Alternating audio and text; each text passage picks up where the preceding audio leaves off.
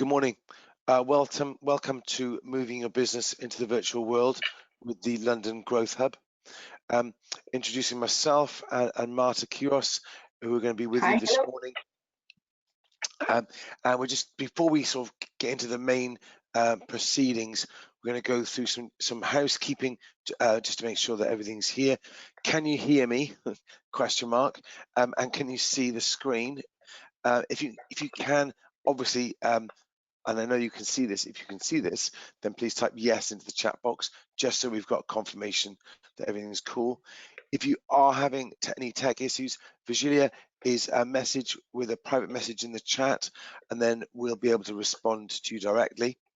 Today's webinar will be recorded and sent to you along with the slides and all the workbook within 24 hours. And please, please, please, if you've got any comments or questions, pop them into the chat box. But do remember that if you want to keep your question private and or not be mentioned, then please put that sort of private in the question somewhere. Just I don't sort of say anything overt, and you don't want to be sort of shouted out. And also, we put some slots in. We've put some slots in to take a comfort break or grab a coffee at junctures throughout. Perfect. So good morning, everyone. Thank you very much for joining us in this third webinar of the series London Growth Hub COVID-19 Business Hub series. So my name is Marta Quiros, and I'm the program manager for the London Growth Hub Business Support Program. It's a pan-London support program that is part funded by the European Regional Development Fund. Next, please. So what the program does, our aims are to support everyday economic sectors, everyday businesses to unlock their potential and growth. We are, as I mentioned, it's a pan-London program. We are based in the different hubs, 5 hubs, as you can see there: Vauxhall, Hammersmith, Tottenham, Croydon, and Woolwich. Obviously, right now we are delivering online, but we will go back to those hubs as soon as we are allowed to. Next, please. As I mentioned, the program, what it does has like 3 pillars. One is a one-to-one support provided by a group of very expert business advisors, and companies that are eligible are entitled to up to 12 hours of support. The minimum is 3 and up to 12 hours. To be eligible, you have to be based in one of the 33 boroughs of London, but also be a registered company. So, and therefore, if you meet those requirements, you will be entitled to 12 hours of support. That's one pillar. Another pillar is to access to webinars and workshops. Originally, obviously, there were workshops, and now we are delivering through webinars. And this obviously will be we will adapt as the circumstances, allow us to do so. Please follow our communications in the next kind of workshops or webinars coming up. One of the other third pillar of the program is the London Business Accelerator program, which selects a group of 20 high growth potential companies to deliver a 3-month program through very intense and ad hoc series of seminars and modules. So that program has already started. The companies were selected in March, but we had kind of to postpone it because of COVID. But that first cohort has already started their modules. I think right now, today, this week, they're in the 3rd module.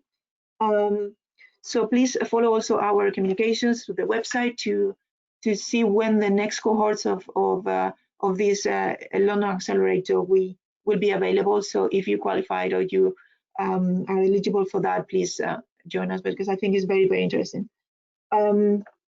Next, please.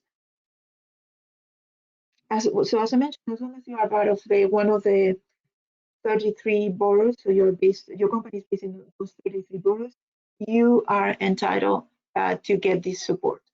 So if you go to the London Growth Hub webpage, and as you can see there on the slide, it looks like that is get support from the London Growth Hub. And if you click there, next please. Well, that's the address, and that's the ways to contact us. Next please.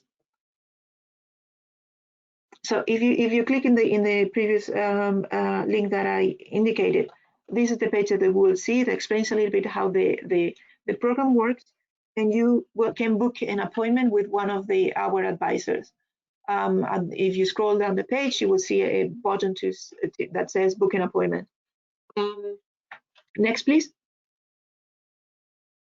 So please visit the page because you can get access to the support provided by our advisors. You will have access to kind of a calendar, and you can decide when you are available, and you can connect with the advisors. I will confirm with you the meeting, and then they will also confirm follow-up meetings. So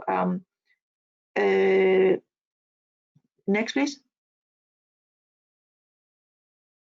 Oh no, sorry, I thought there was another one. Again, I thought that was important for you to see how the pages look like. It's very easy, very straightforward.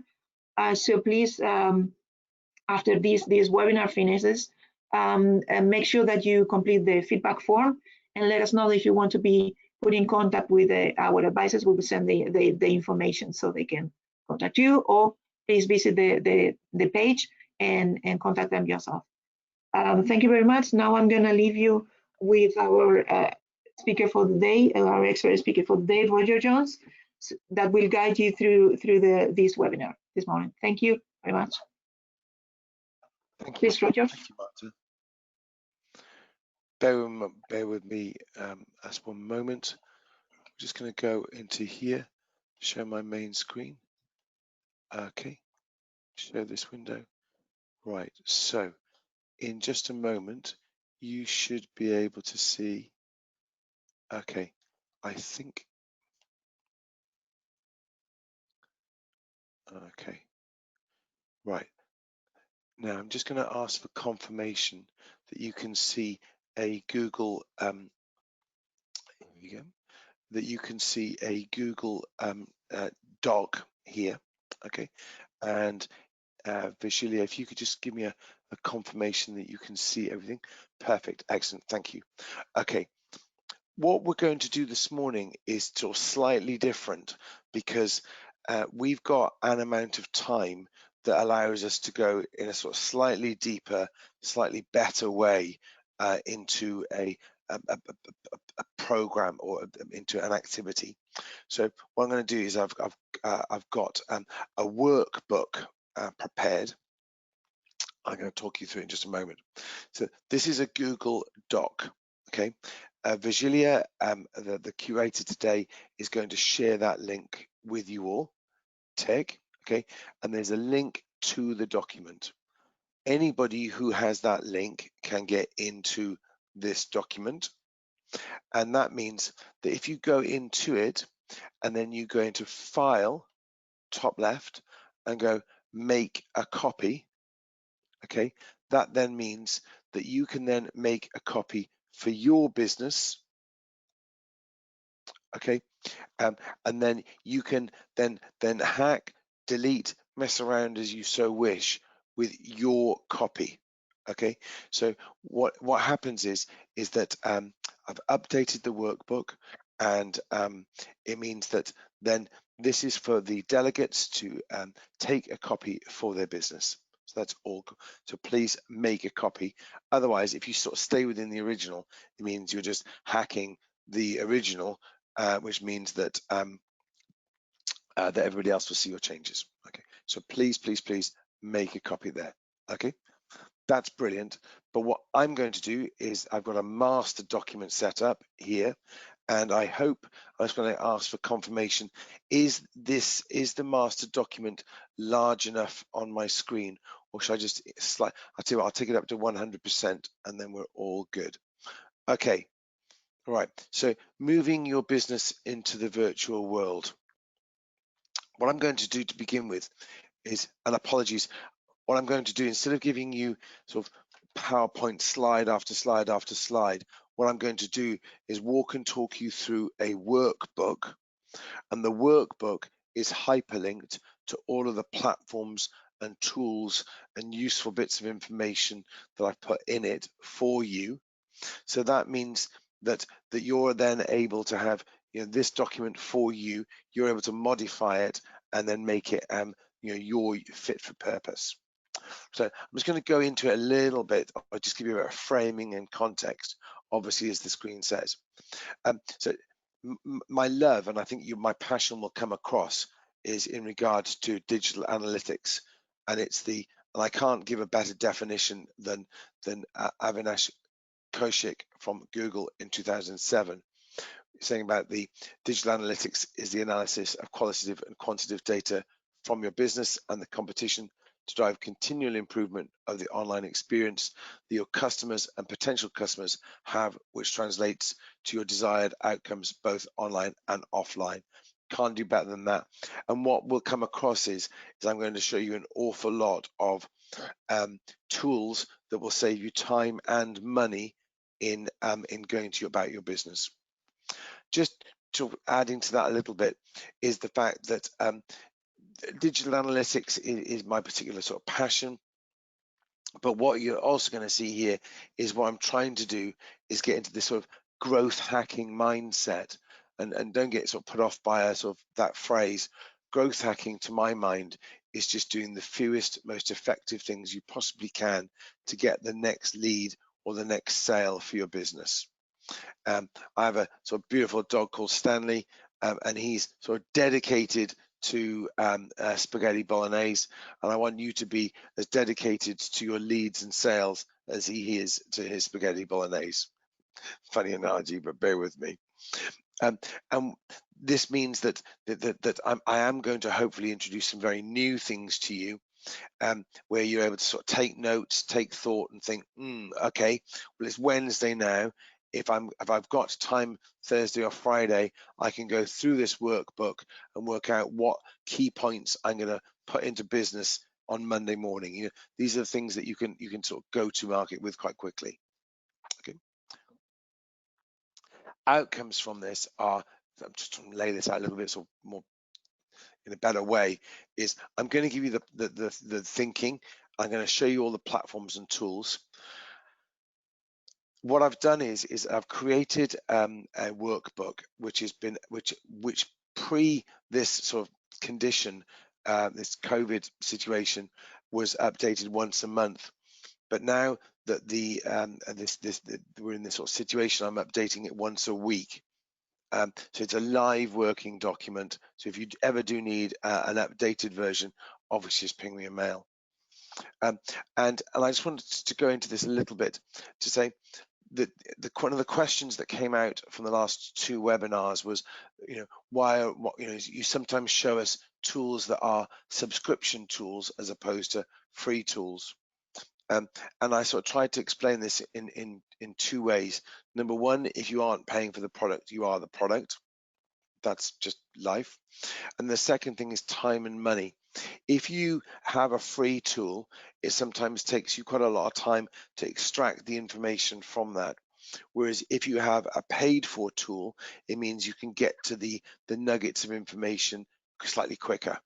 Okay, so I err, because typically I'm wanting to work as quickly as possible, I err to using paid for tools for a very short period of time, get all the information out of them, and then turn off the subscription.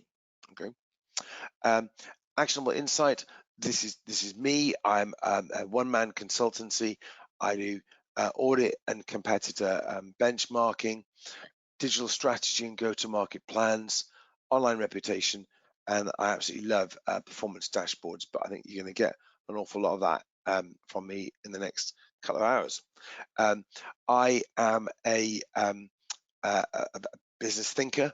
I am a hands-on consultant 4 days a week. So this workbook is what I use 4 days a week to do my job. And then every now and again, I get invited by Newable, the London Growth Hub, to do amazing webinars like this and sort of share the things that I'm doing on a daily basis. But I'm updating this for me because this is what I do on a daily basis. And these are the questions that I use as I go through it. Okay. And who do I follow? Because I got asked that last week. This is quite a nice one. Is I follow Growth Hackers because it's a very interesting platform and shows you new, interesting businesses out there, but also challenges your thinking. Ben Evans, and all of these are hyperlinked in here. You see Ben Evans because he's a super smart geek and he does this most amazing newsletter about once a week-ish. Bohurst is a unicorn spotter, funny phrase, but it's a platform in the UK that spots rapidly growing businesses. L2 now Gartner, and I'm especially a big fan of Scott Galloway. I think some of his thinking is absolutely superb. And then also Strategy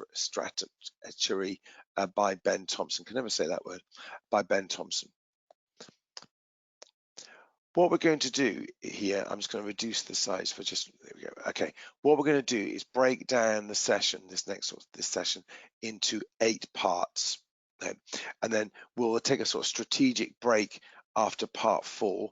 But hopefully I'll keep you entertained, amused, and delighted as we go through. And I'll make sure I chunk each section so that you know, right, that's step 1, that's finished.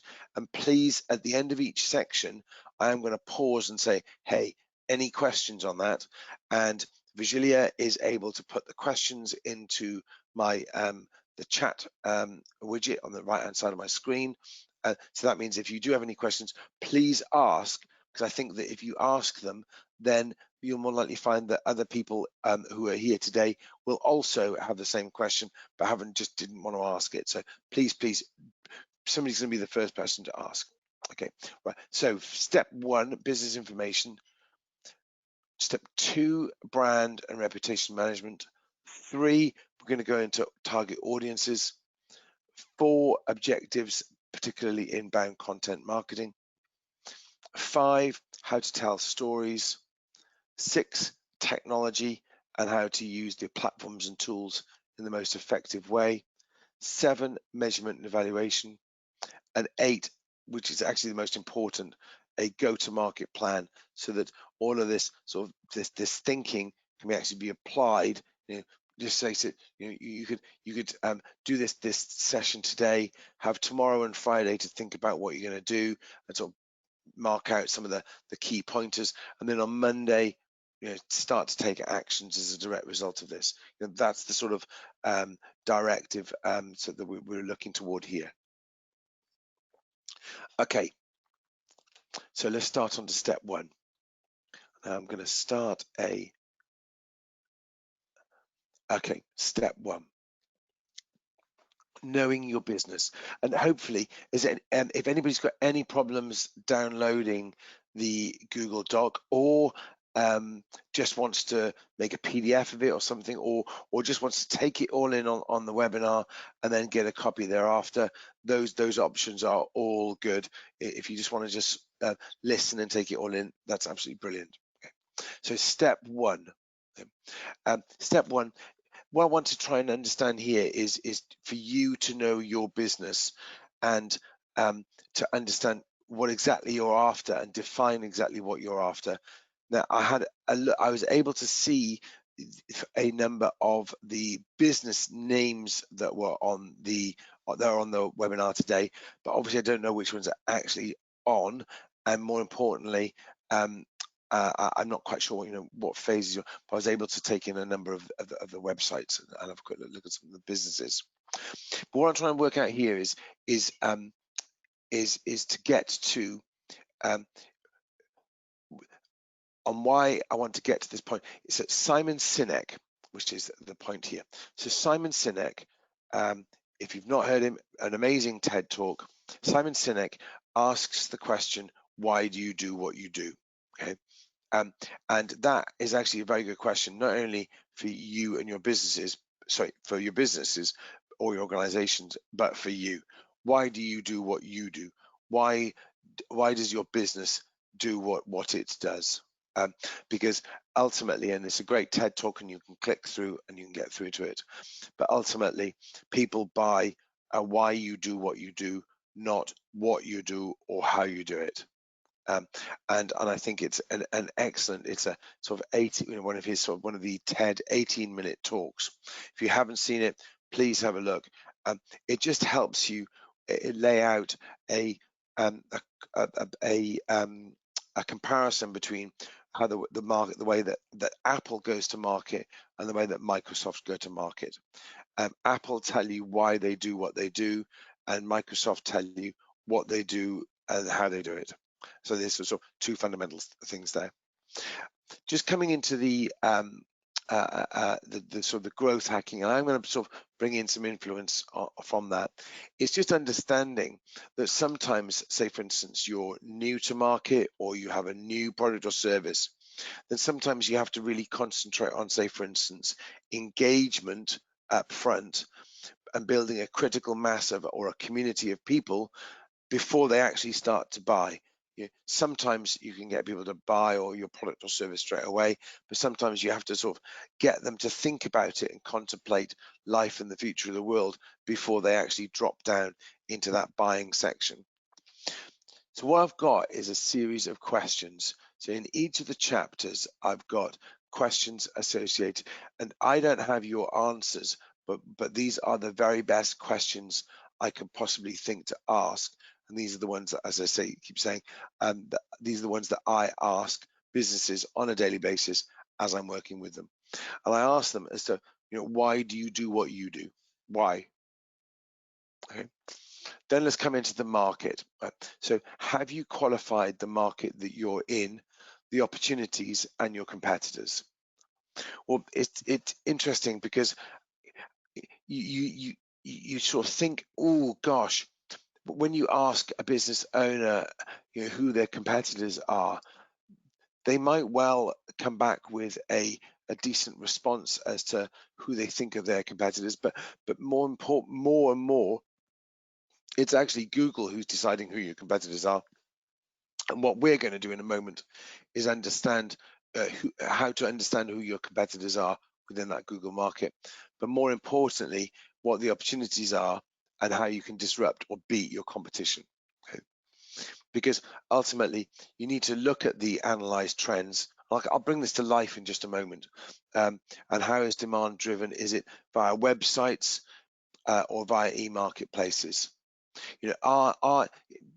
Is your business, are you looking for your business to generate leads, because that's how you do your business, sales, e-commerce sales, or e-marketplace sales on, say, Amazon or eBay? Those are the predominant three. And then, are there any? Who are your competitors, either locally or within those marketplaces? And have you analyzed trends, market information, and barriers to entry? Is there a seasonality to it? Let's just say, for instance, fitness is very high in January, but very low in say October. And I'm going to show you this in just a moment. Just trying to see if there are other forces that are influencing the market, seasonal or external. Now, I was speaking with a business owner last week, and I was saying, okay, well, how many deals, property developer business, how many deals can you actually deal with? And he said, oh, I'm doing sort of 25 to 30 a year, and I could really just do with an extra 4 or 5. Okay, right. So that would be your capacity. Yes, I'd like more. Okay, but can you deal with more? No. Okay, so why don't we just work out how many you can actually deal with without having to take on too many additional staff to deal with it, and so that you're able to sort of cope with what you've got. This is a sort of fairly rhetorical statement. If you're with a London Growth Hub, then that means that you more than likely have an up-to-date business plan. Please don't think of these things as sort of things that you write and then put away. They're better off as working documents on your desktop, short and light, that you keep sort of dipping into. what are your criteria for success? Do you need more leads, e-commerce sales, or e-marketplace sales? Now, this isn't sort of this is a leading question because I'm going to go into this in a lot more detail in a moment. But does your business plan include a sales and marketing plan? Question mark. But also, is that sales and marketing plan segmented by city or by region? Okay. Is it location specific, or are you looking to do something nationally? And question mark, why? Thoughts there. Do you have your financial forecast laid out? And I know that we're in a very uncertain times, but the best thing to do is to have a plan upon which you're sort of slightly basing what you're going to do, and then at least you've got something to variate from. Does your product and service solve a problem or address a pain or an immediate need state? So what I'm trying to get to here is that you should go to market and sell about the problem that you're solving, not the product or service that you're selling. I'm going to come out of that. And then what information do you report each day and each day, each week, and each month? You know, how do you report back to your your team or your board or your exec? You know, what key performance indicators have you got identified that you report back on, and then are those the ones that which you can sort of pull the levers on once you've got that information? Have you assessed your team and their skills and how they work together? And lastly, but by no means least, how does your business scale at pace? Are you capable of scaling at pace? Because that's the reason, you know, that's the thing that we're trying to get to here, is this ability to go to automate and to sort of scale up into this virtual world. Then just laying this out for a moment, the fundamental is that if you've got a brand new product or service, then that means that you are needing to educate the market about who you are and what you do, and just sort of say, you know, this is why we do what we do, this is what we've got, this is why you might need it, or this is why you really, really need it, and do you need it, and start that conversation like that. Whether if you are going to market with a product or service that already exists, that means it's all about getting found at the right time.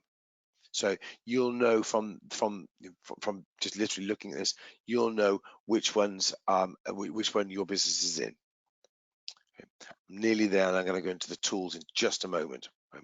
Then the transformation side. Do you know your competitors? Do you look at their websites? Do you subscribe to their e-newsletters? Do you follow them on social media? Do you look at their reviews? Do you look at every single thing you possibly can about them? And do you analyze them? I'm going to show you that in a moment. How well do you know them? Because the best thing for you to do is to know them really, really well, because then it means that not only can you benchmark your performance against those competitors and your market share potentially, but also, and more importantly, you can work out ways to disrupt or to beat them online. And that's what you're looking to do here. Okay. The next one is, I'm not going to go into this section, but you know your margins and you know how you're operating, so you just want to make sure that the costs are calculated correctly, and that you know all of the information there. But I'm going to come into the digital tools, because this is what I sort of really going to get into. This is what I found sort of most compelling. So looking at this, oops, you can see that the document's hyperlinked, so all of those will come out.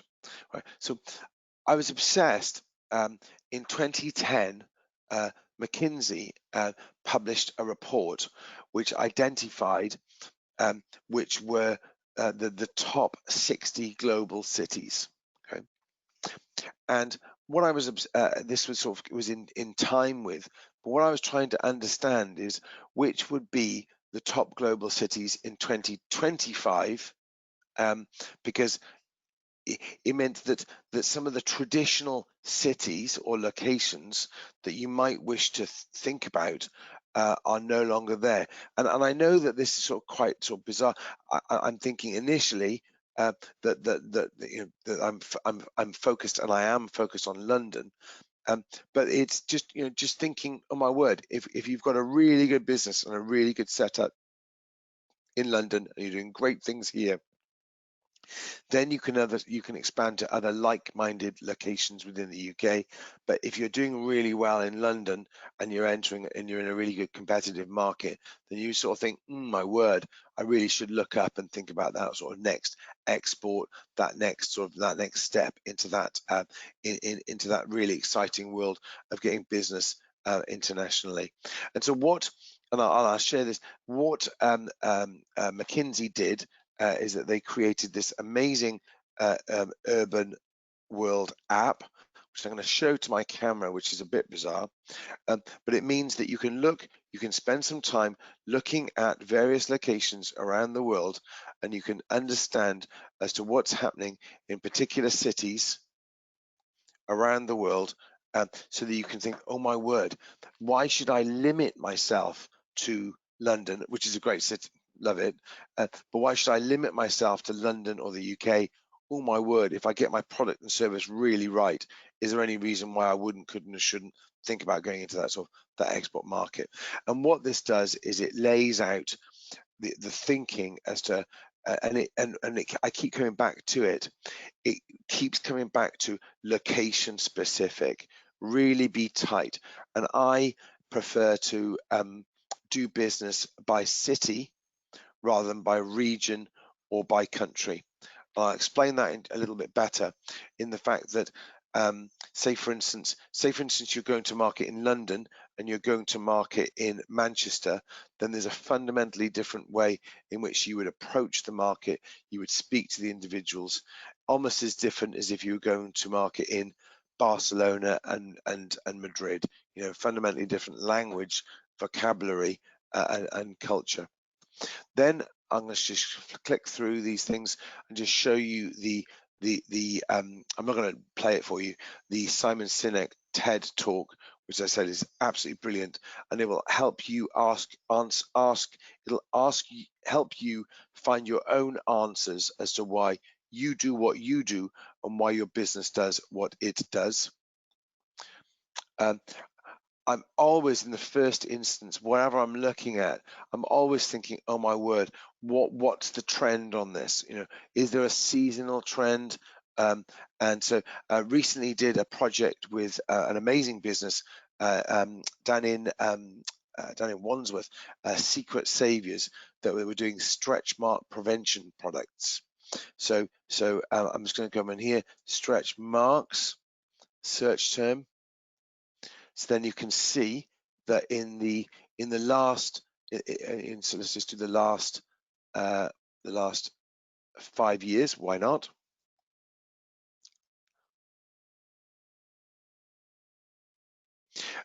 So you can see here that there's a sort of a rise and fall each year, and you think, oh my word, what's going on?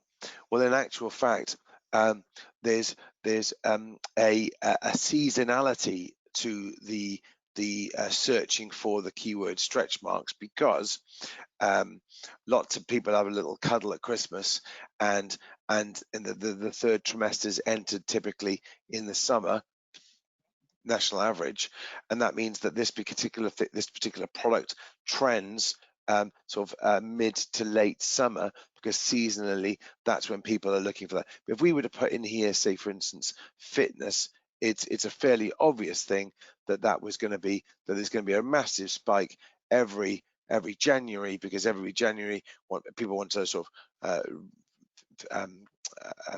recreate themselves and get fitter and start the new year. Then all of a sudden they become they don't. Okay, then Google Market Finder. Now this one at the moment, this one here is where you can put your business in. So let's just put in, I'm working with a business called Snuggy Hoods, and they make balaclava and pajamas for horses. Royal Warrant, don't you know? And so I'm just going to put that in there, Market Finder. So if you search, just pop that in there, and then just go there to down. Oops, sorry, I didn't click the accept. love Google. Then this will help you, I think, oh my word, pull in categories from your website, and it'll help you actually find markets for your business. Okay, I won't go into too much on any of these. Then the other thing is bizarre, is that sometimes you think, oh my word, how do I look in a different city or a different location? Well, you can use this little tool here called I search from, and it means that you can sort of throw your sort of digital presence to another place, be it another country or another city in the UK, and it means you can throw your digital presence to that place and see the search engine results pages of a particular term on google.co.uk, so you can see what it looks like from not from an incognito, but from a different location. Okay, so while we're coming up to the end, the section here, we're coming up to the end of section 1, and what I'm trying to lay out here is that it's having a clear understanding of what your business aims are, which markets you're operating in, and how should we sort of qualify or quantify those, the key criteria for success, and work out, well, what do you actually need? Do you need another 100 leads? Do you need 10 more sales? Do you need 1,000 more e-marketplace sales? And it's just trying to qualify and quantify it for your business, where you are on this. Okay, so the step 1 is really sort of laying out that, knowing your business and just asking the questions really from an online or from a digital strategy perspective. Okay. Right, so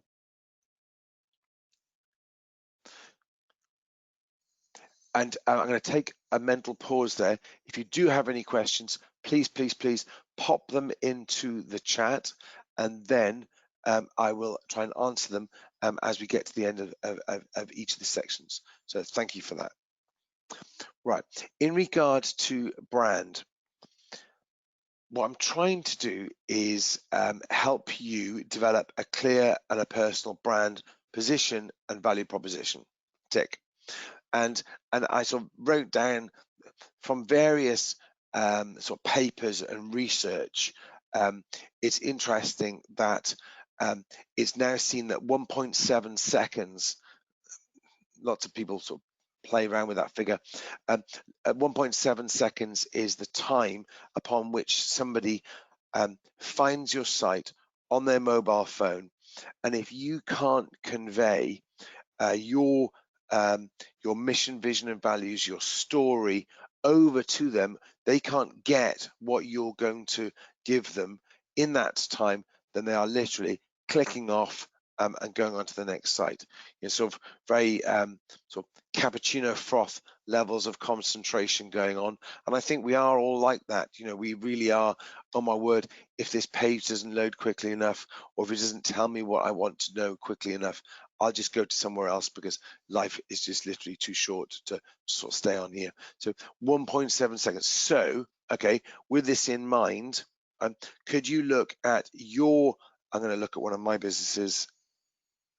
Could you look at one of your businesses, your business, and look at it and get the home page on your mobile?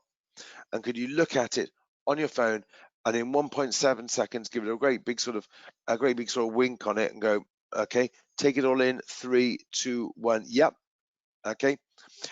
Could you look on that, and do you understand exactly what your business is all about after looking at your mobile phone for 1.7 seconds?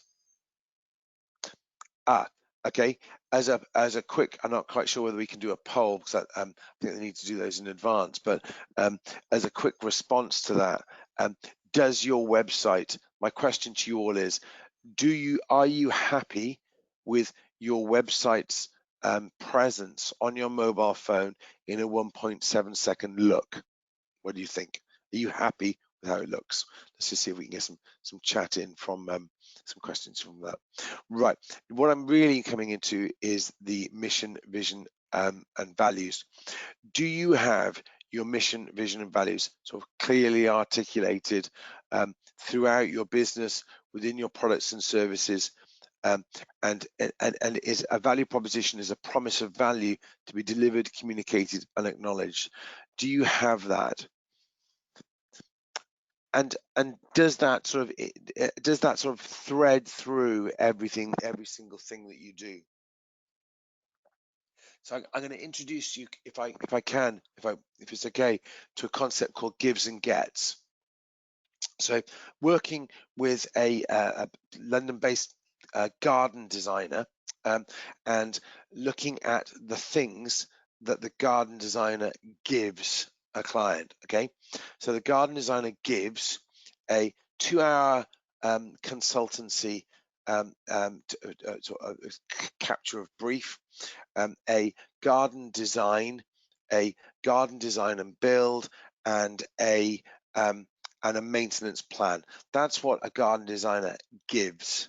Okay, but what does a client or somebody buying the service get? They get 2 hours to articulate the vision and the passion that they have for more than likely the largest room in their house. They get a garden design which adds value to their house, 10% in financial value to their house, a place where their children, family, pets can play safely and securely. They're able to sort of section it up into various places, into various areas, and they get a garden project which is delivered on budget, on scope, and on lead time, and they get a maintenance plan so that they're only in the garden 1 hour a month doing their maintenance of the largest room in their house.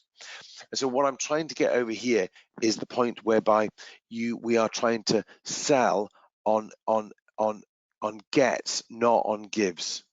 Okay, and many of our organizations or many businesses write down what they're going to give the client, but very few people tell stories, and we're going to lay this out in much more detail. Very few people lay out what they're going to get, and it's so much easier to read on a page what you're going to get, because if you list what you're going to give the customer, then that requires a cognitive processing by them in order for them to flip it into what they're going to get. Whereas if you tell them what they're going to get immediately, it reduces that time, the cognitive effect is faster, and then they understand exactly what you're going to do. Now, there is a fundamental shift in the way in which you communicate. It sounds crazy, but there's actually a really, really big difference between gives and gets. And writing and the way that you write or tell stories in video, pictures, and words fundamentally changes when you move from gives to gets. This is quite a big thing. Also, are you selling the problem you solve rather than the product? I've said that before. And do your gets increase attention and save time? It really is sort of vital that you flip, and you sort of don't think myopically from within inside your business, but you think externally as to what your customers are looking at and what they're thinking, their cognitive states. And then once you get into that, then you start to really understand their mindset and what they want to get as a direct result of doing business with you. The next part here is your brand story. So taking that into heart here, is your brand story consistent across all platforms? So whether it's your website, your Facebook page, your LinkedIn company page, your Twitter feed, your Instagram feed, your TikTok account, whatever it may be, is your brand story told consistently across all platforms? And then the question mark is based upon that, what are your points of difference over your competitors? And if you don't have any, that's a bit awkward, but you really need to extract what your points of differences are and then try and enhance those. Quick question on here is have you sometimes when you've got a business with a sort of fairly generic name, sometimes you need to check it out, and I'm going to show you in a moment, but you need to look at it, and you sometimes need to do what I call a social media land grab, which means that you may not need a LinkedIn company page, like you do, but you may not need an Instagram feed or a TikTok account or a Pinterest board. But what I would suggest is sometimes you just need to do this social media land grab to make sure that you own it, as opposed to somebody else taking it from you, because otherwise you may have to go and buy it off them, or somehow barter it off them at some stage in the future. Okay. And because what we're trying to do here is constantly think about how you're going to beat or disrupt your competitors, but then how do you take your brand story to the next level? Okay. So on this section here, oops, let me just one moment. There's some building work taking place next door back onto a school, so apologies if they're trimming the grass. So apologies. I'm wearing a mic to make sure that the sound is visually. Is the sound okay? Is that man with the strimmer interrupting the sound? Perfect. Thank you. Okay. What I want to do.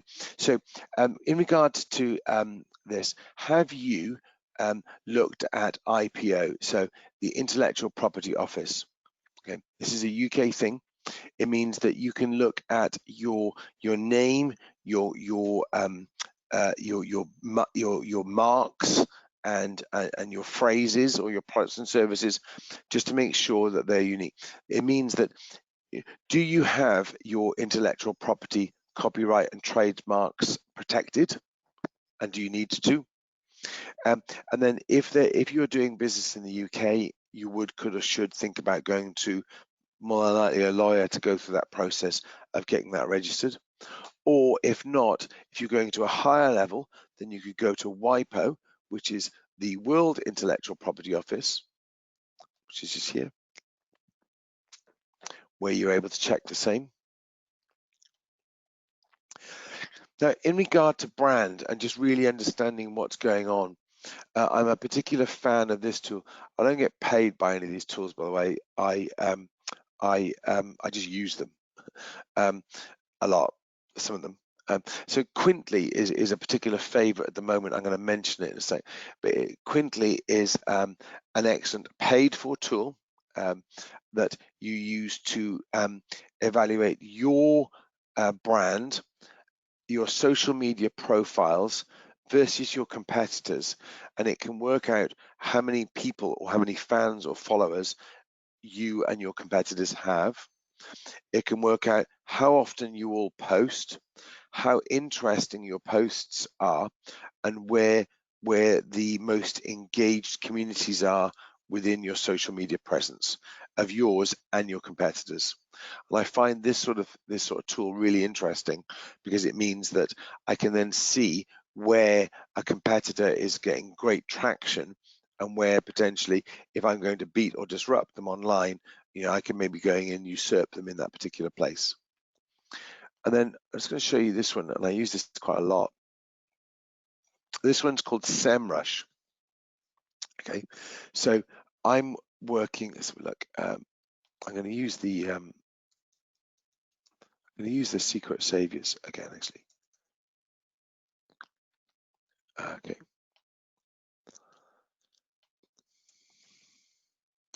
So what you're able to do is you're able to put your domain here, or in any of your competitors.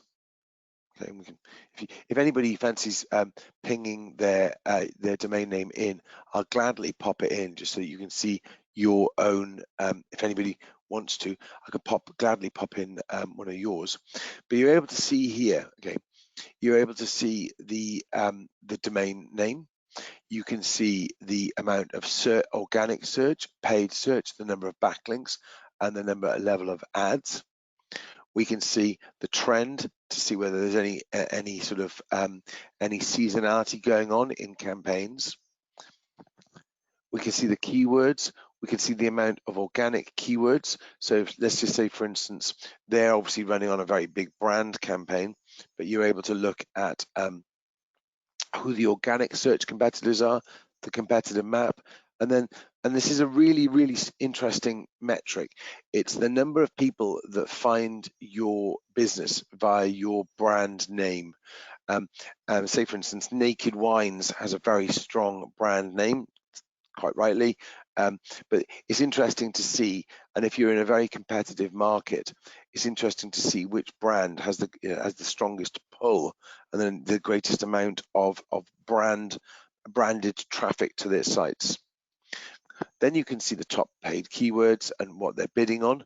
And say, for instance, you wanted to beat or disrupt a business, then you would take all generic terms, not their brand terms, and then you could potentially go to market looking at them.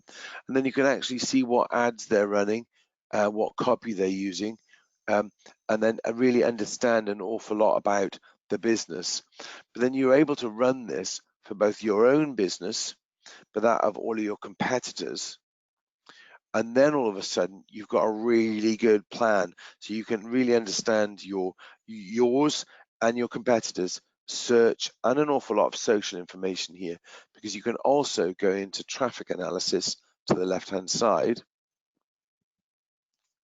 where you can see again, the typical pages per visit, where the traffic's coming from, the type of devices that are being used, and you can even drop it down into local, so that you can drop it down into by city, so you can actually understand what's going on by city for a particular thing. Okay, I'm going to come back to that. I'm going to come back to Semrush a little bit more in a moment. Oh, I've got one here. Right, apologies. Sorry, visually, I didn't see it. Right, I've got one. Somebody sent in papersmiths.co.uk. Papersmiths.co.uk. Fundamental issue here, papersmiths.co.uk. All right. You gave me an HTTP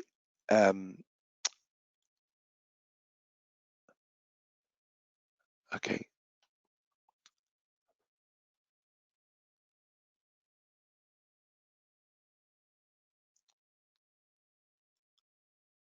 So what we're able to do here,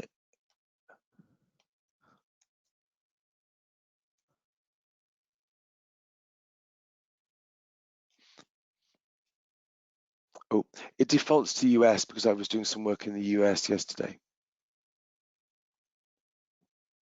But you're able to see here the information, and you lay it out. You can see the branded traffic going on there. I won't go into too much detail because I don't want to sort of share too much of intelligence on an end.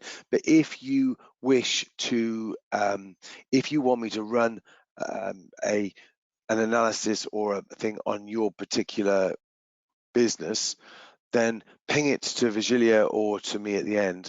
And what I do, I won't make any great shakes about it. I put your domain name in the top, and then I press the button there that says PDF. I create a sort of 35-page PDF report for you about you, and if you ping me your competitors, I'll gladly send you one of those.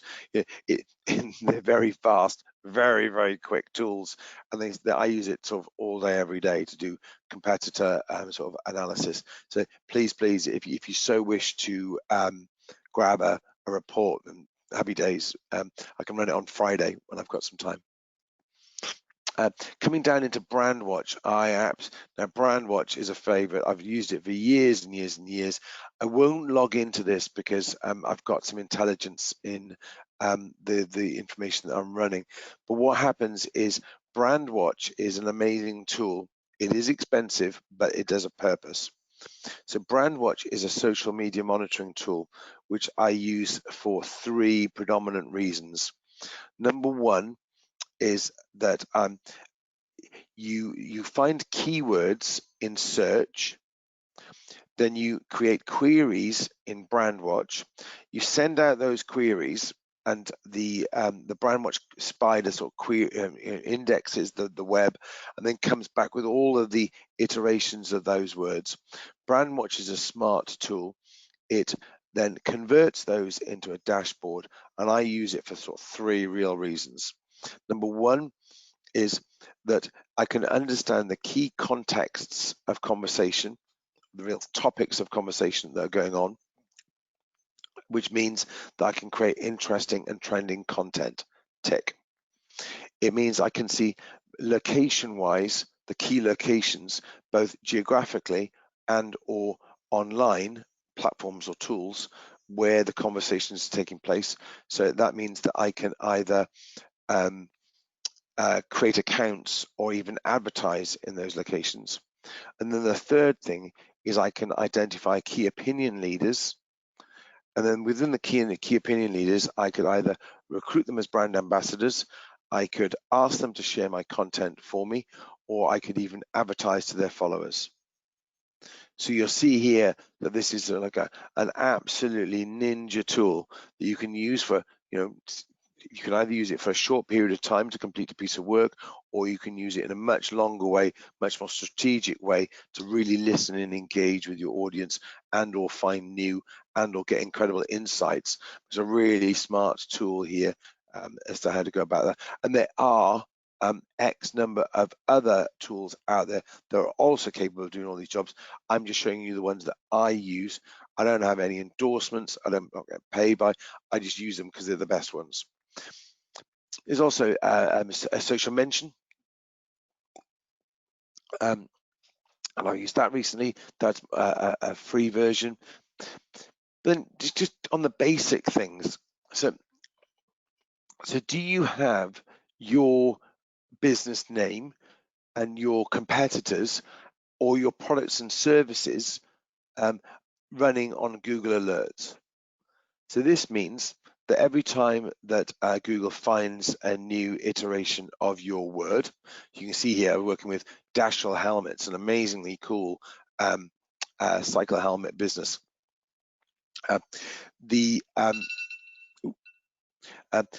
So you can see that you can set these Google alerts up so then you can get an alert as to when and where an iteration of that phrase is found on Google. You can get an email to that, and then if you've got it set up for both yours and your competitors, you can then see how often you're getting mentioned compared to your competitors. Ta-da! So that's kind of an easy kind of win there. And then this one's a little bit bizarre, but I will bear with you. Please bear with me. It's that sometimes I'm going to a meeting with a person, and I just want to try and just sort of work out, so who that person is. So I'll do the Google search and I'll do the LinkedIn profile. But PIPL is just a really great way to identify. Yes, it says there, it's true identification verification information. It just helps you find out just that little bit about that individual, just so you can find out what's going on. It's a little bit of an online reputation management coming in here, but it's a really good way of testing it and checking out who else is out there. So at the end of this section, what I'm really trying to get to is that you will understand your brand, your brand position and what your value proposition is, but more importantly, what your gives and your gets are. And you've got your head into thinking, okay, right, I'm going to flip from gives into gets. Oops, sorry, that's a really embarrassing. That's a really embarrassing alarm. I've set my alarm for each of the sets, so that you can then see that what your gives and your gets are, and then this all of a sudden allows you to tell your story to your audience, to your potential customers, so you're telling it in this sort of really smart way, really efficient way. Okay, now I'll come to the end of section 2, which is sort of the 11 o'clock, and I'm wondering there, Virgilia, whether we should just take a sort of a 2-minute break, because I'm coming up for the 1 hour. Should we take a 2-minute break from 11 o'clock until 11:02, just to refresh your glasses, get some water, and take that comfort break if you wish. So if we come back in 2 minutes, is that okay, Virgilia? Cool.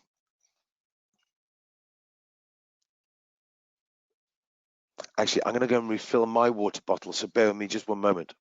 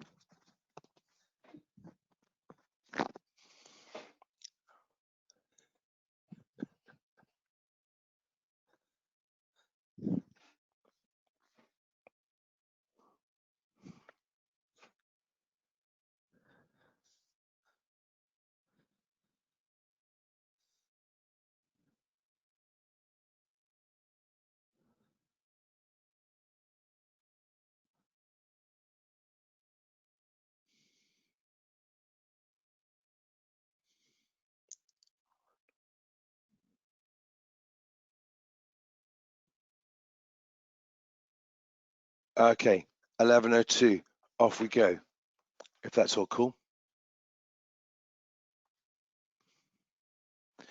In answer to your question, Virginia, if you could pop them into the, oh my gosh, sorry, I have just literally, bear me a sec.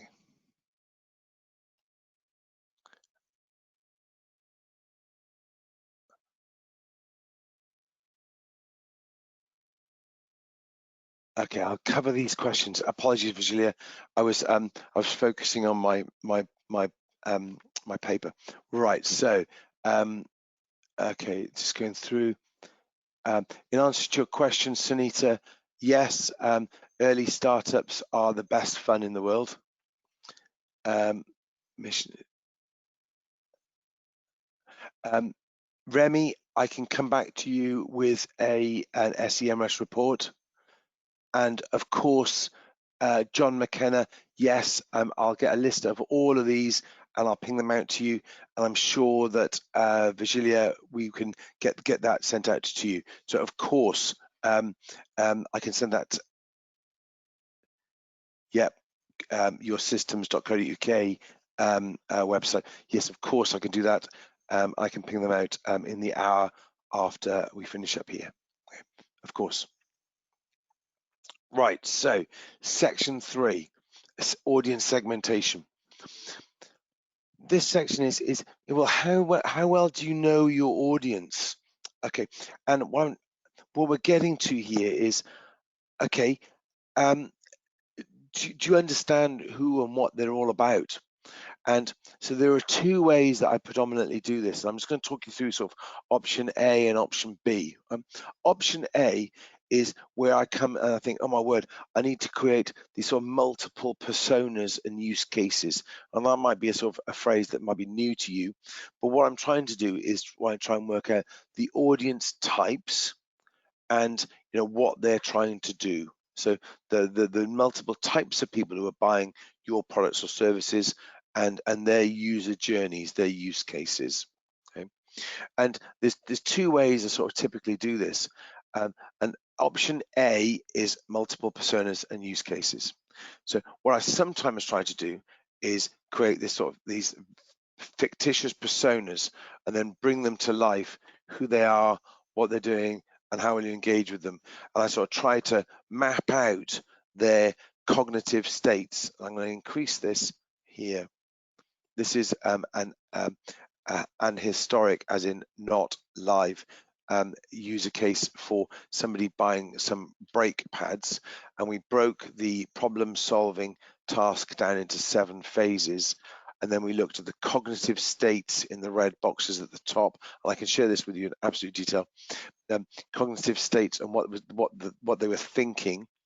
Then the questions that person had at that point in the user journey, the answer that the organization needed to give, and then the short, medium, and long-term things that the organization needed to do in order to get more people continuing down that path.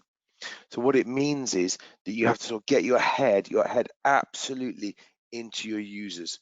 And some businesses go, I don't know. I really don't know my audience types. So what I've done is I purposely created right down the very bottom, right at the bottom of the document in Appendix 1, you'll see here, there's some really quick ideas for creating a persona. And what you're able to do, there's some questions here. And you're able to make, and this is a slightly sort of bizarre way of doing it, but where you don't have information about your customers, but you have a gut instinct, you could complete interviews with sales managers or you could or customer sort of front-facing individuals, or sometimes happens when you've got that you don't actually sell to your customers themselves. Say for instance the car companies. So car companies sell or used to sell via sort of resellers or via a sort of trade franchises. So they didn't actually know really the names and addresses of all the people who are buying the cars. So sometimes you might find an organization that uses resellers or a channel marketing approach means that they don't have an absolute understanding of their customers, so they then need to sort of create one. So this is just some quick ideas, very logical ideas as to how you would approach making a persona if you didn't have that type of information. Or you could use it if you had some of the information but wanted to augment that information into a better story. Okay. So this is this process here of breaking down all of the decision-making parts of your process, understanding what's going on in the head of your customer, and then breaking that down into really sort of cognitive states. Wow, that's a real headbanger. And sometimes the best thing to do here is just actually go and ask your existing customers, what were you thinking at that moment in time? And asking yourselves, what data did I capture on the customer journey that will help engage them? What did you do on your successful customers that helped you sort of bring that to life? How did you do that? And it's just interesting is, well, sometimes you use an advert to, say, for instance, on Facebook or Instagram, for instance, and you ask somebody to engage with it, you like it. The next thing you know, because we can do some remarketing, they might like your page or click or slide up and have a look at your website. The next thing, they might subscribe to your e-newsletter. The next thing, they might look at your e-newsletter and see your new offers. And then when they go to your new offers, they might have a look at your website and then go into it. And it's all about how you sort of move people along your user journey. So it's an interesting process there. And you may well find that you need to look back at your existing customers and ask them, and even ask them some interviews, and just say to them, hey, look, we're looking to improve the way that we do business. Could you help us? We'd really appreciate some of your advice. And I don't think anybody, people rarely turn down the opportunity to give advice. I think that's a really nice way of doing it. And then my question back to you is, do you have if we could do a little sort of question out to you, is do you have an e-newsletter, and do you have a one-size-fits-all e-newsletter, or do you segment it to 2, 4, 8, 16, 32 times for different types of audiences? Or have you got a dynamic email newsletter set up, which means that it's based upon user experience? So how many people have got, the question I'm asking is, how many people have got a one-size-fits-all email newsletter that goes out to everybody? Okay, right.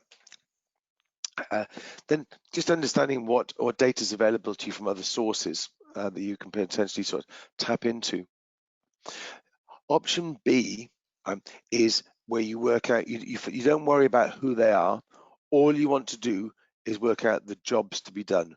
Okay, so I then used a tool myself, and it was the Strategizer Value Proposition Canvas. It was an excellent tool. You buy it in dollars. But what you do is that you, and they've got an excellent video which articulates. If you click through on here, you'll get that video. But it identifies. I'll just increase the size here. You work out what in the right-hand section in the circle, in the right-hand section of the circle, you can see here the jobs to be done. So what you try to do is write down the different types of people, and you only want to identify what the jobs to be done. Then if that job goes well, it goes into gains, what the good things that happen, or if the job goes badly, it goes into pains. And then over on the left-hand side in the square, you have your products and service. And if the gains and the gain creators from your products and services match, and the pain and pain relievers match, then in the middle you can see the two arrows where they're sort of pointing at each other. That's where you have your fit. And this then means that that's your market fit, when your jobs to be done fit your products and services. And that's when your gain creators match your gains and your pain relievers match your gains. That's an excellent way of doing it. And I've done both ways recently, and I don't think there's a better way. I think it's just working out what information you've actually got and how you're going to augment it and how you're going to make a rigorous hypothesis or a hypothesis as to what you're actually going to do.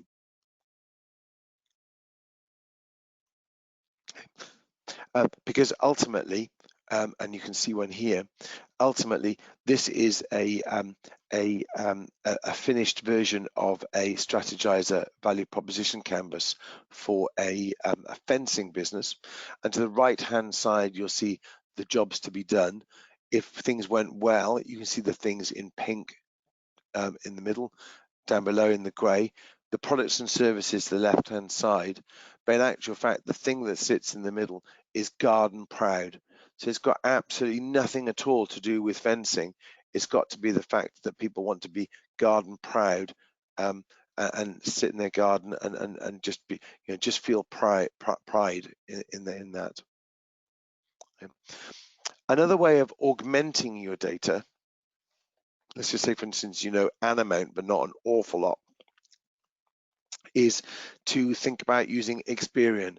Now, Experian really is, they really are sort of masters of the data, and it's sort of slightly embarrassing. They do know an awful lot about all of us, which is sort of whatever you think about that, really. But what you're able to do is you're able to upload either by postcode or by postcode or by other factors. You're able to send information off to Experian Segmentation portal in a very safe way. They're then able to audit that information for you and then identify the types of people with whom you're doing business. And then they run a categorization of people in the UK from 63, I think it is 63 types, so from A01 to O63.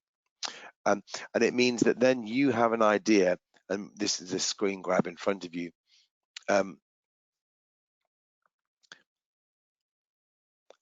whereby you can actually see how many so in the right hand side here, you can actually see how many people of that particular type exist in the UK, how many households there are of that particular type.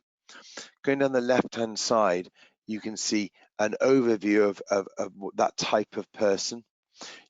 The world bit is where you can actually go in and see the postcodes in the UK where that type of person exists. The tree, the camera section shows you the images of that person's type of life, and then on the bottom on the left hand side is the marginal propensity, where you can actually understand what car that person drives, where they go on holiday, what social media platforms they use, what newspapers they read, what their attitudes and behaviors are about particular subjects, because Experian's got a very good understanding of categorizing us as a population, and they go about this in a very good way. Now, this is that sounds like a bit of a banana, but they do.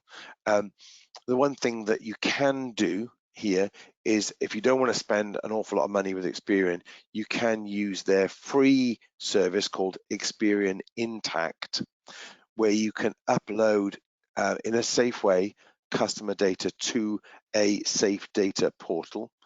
Then Experian will run a mini light, super light freebie audit of your data, and then they'll send you back a report telling you what the makeup of the constituent types of people makeup of your data set. And that's a free one. They will follow that up with sales calls, and they're quite good on that sort of thing. But the information that you can get out of that is really, really valuable. So I'm a massive fan of the Office of National Statistics. They produce reports all day, every day, and I think some of the work they've done recently on the COVID-19 the issue, some of the data has been amazing, and they've been telling great good quality, accurate stories on that. And so the Office of National Statistics, you'll find an absolute stack of information that you just never knew was there. And so with just a little bit of digging, the ONS is a great place to find information.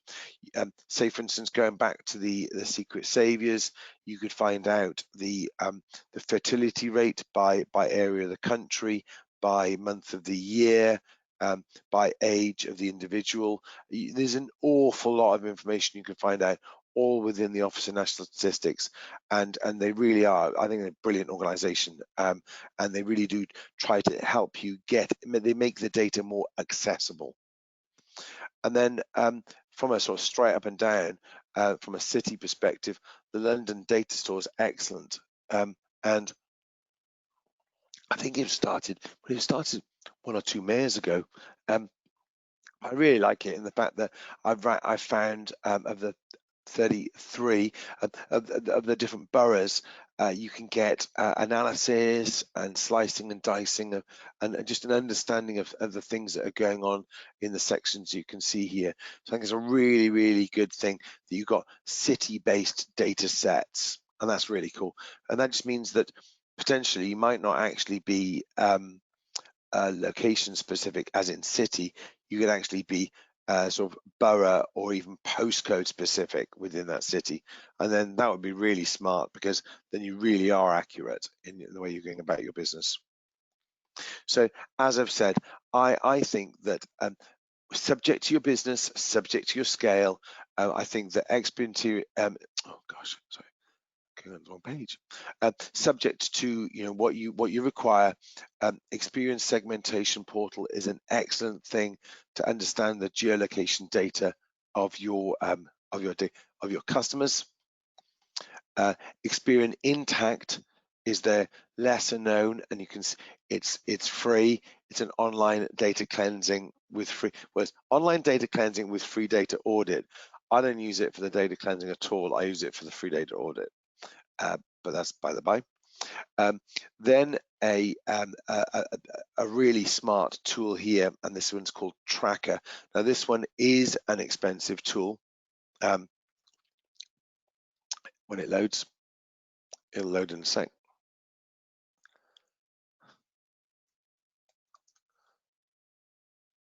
Okay, here we go.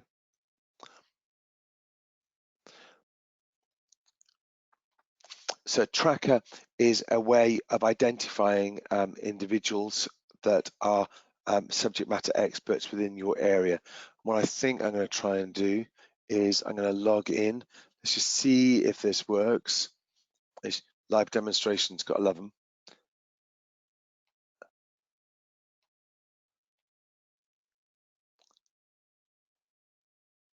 Might work. 3, 2, 1. I'll come back to it next. Okay, I'll come back to it again. Then you've also got Brand Watch audiences, which again helps you identify key opinion leaders, influencers, whatever you want to call them. And I think I should have put this at the beginning as to the people I follow, whether you like them or not, and whatever you think of them. I don't think anybody from Google's on the call, but that Think with Google is an excellent way of following what the hell is going on, subject to what area you're in. Then the May the 4th Star Wars update was either amazing or catastrophic for your business. There are a number of businesses within sort of health and well-being that took a massive hit, but that at least for the love of God, they're actually letting you know in advance the page experience update to the algorithm that they're going to do in 2021. There's a really, really good blog post about that recently. And that was, I think I was at yesterday, and it was just the fact that they were releasing information about an update that was going to come out, rather than us having to find out what on earth the algorithm update was. So yeah, so Think with Google. You got to dance with the devil sometimes. Okay, moving on, just to wrap up this particular one section. So what we're saying is, on here on the is that I want you to try and understand how many people of a particular audience set, whether it's business to consumer or business to business, doesn't matter, how many of them exist within the location to which you want to identify. Then that means that you can identify how many of them are how many of them you're in contact with, how many of them you're engaged with, and how many of them you've done business with. Okay. This one's quite a sort of a meaty section, so we'll give this one a go. All right, so set 4, we're really getting into it now. What we're going to try and do here is understand the tactics and mechanics to attract your audience and keep them engaged. This is the stuff that I'm using. So I recently did an online course with this chap called Dipesh Mandalia. And I think, oh God, I hope I said that correctly. And Dipesh is an absolute expert in campaign budget optimization for Facebook. I was working with a business and we were going about this sort of CBO, this campaign budget optimization, which I can have it's almost a separate subject, but I'm going to touch it into it at the bottom of this in section 6. And in it was a really interesting snippet that and it goes back to a very old piece of thinking. So that, oh goodness, okay. So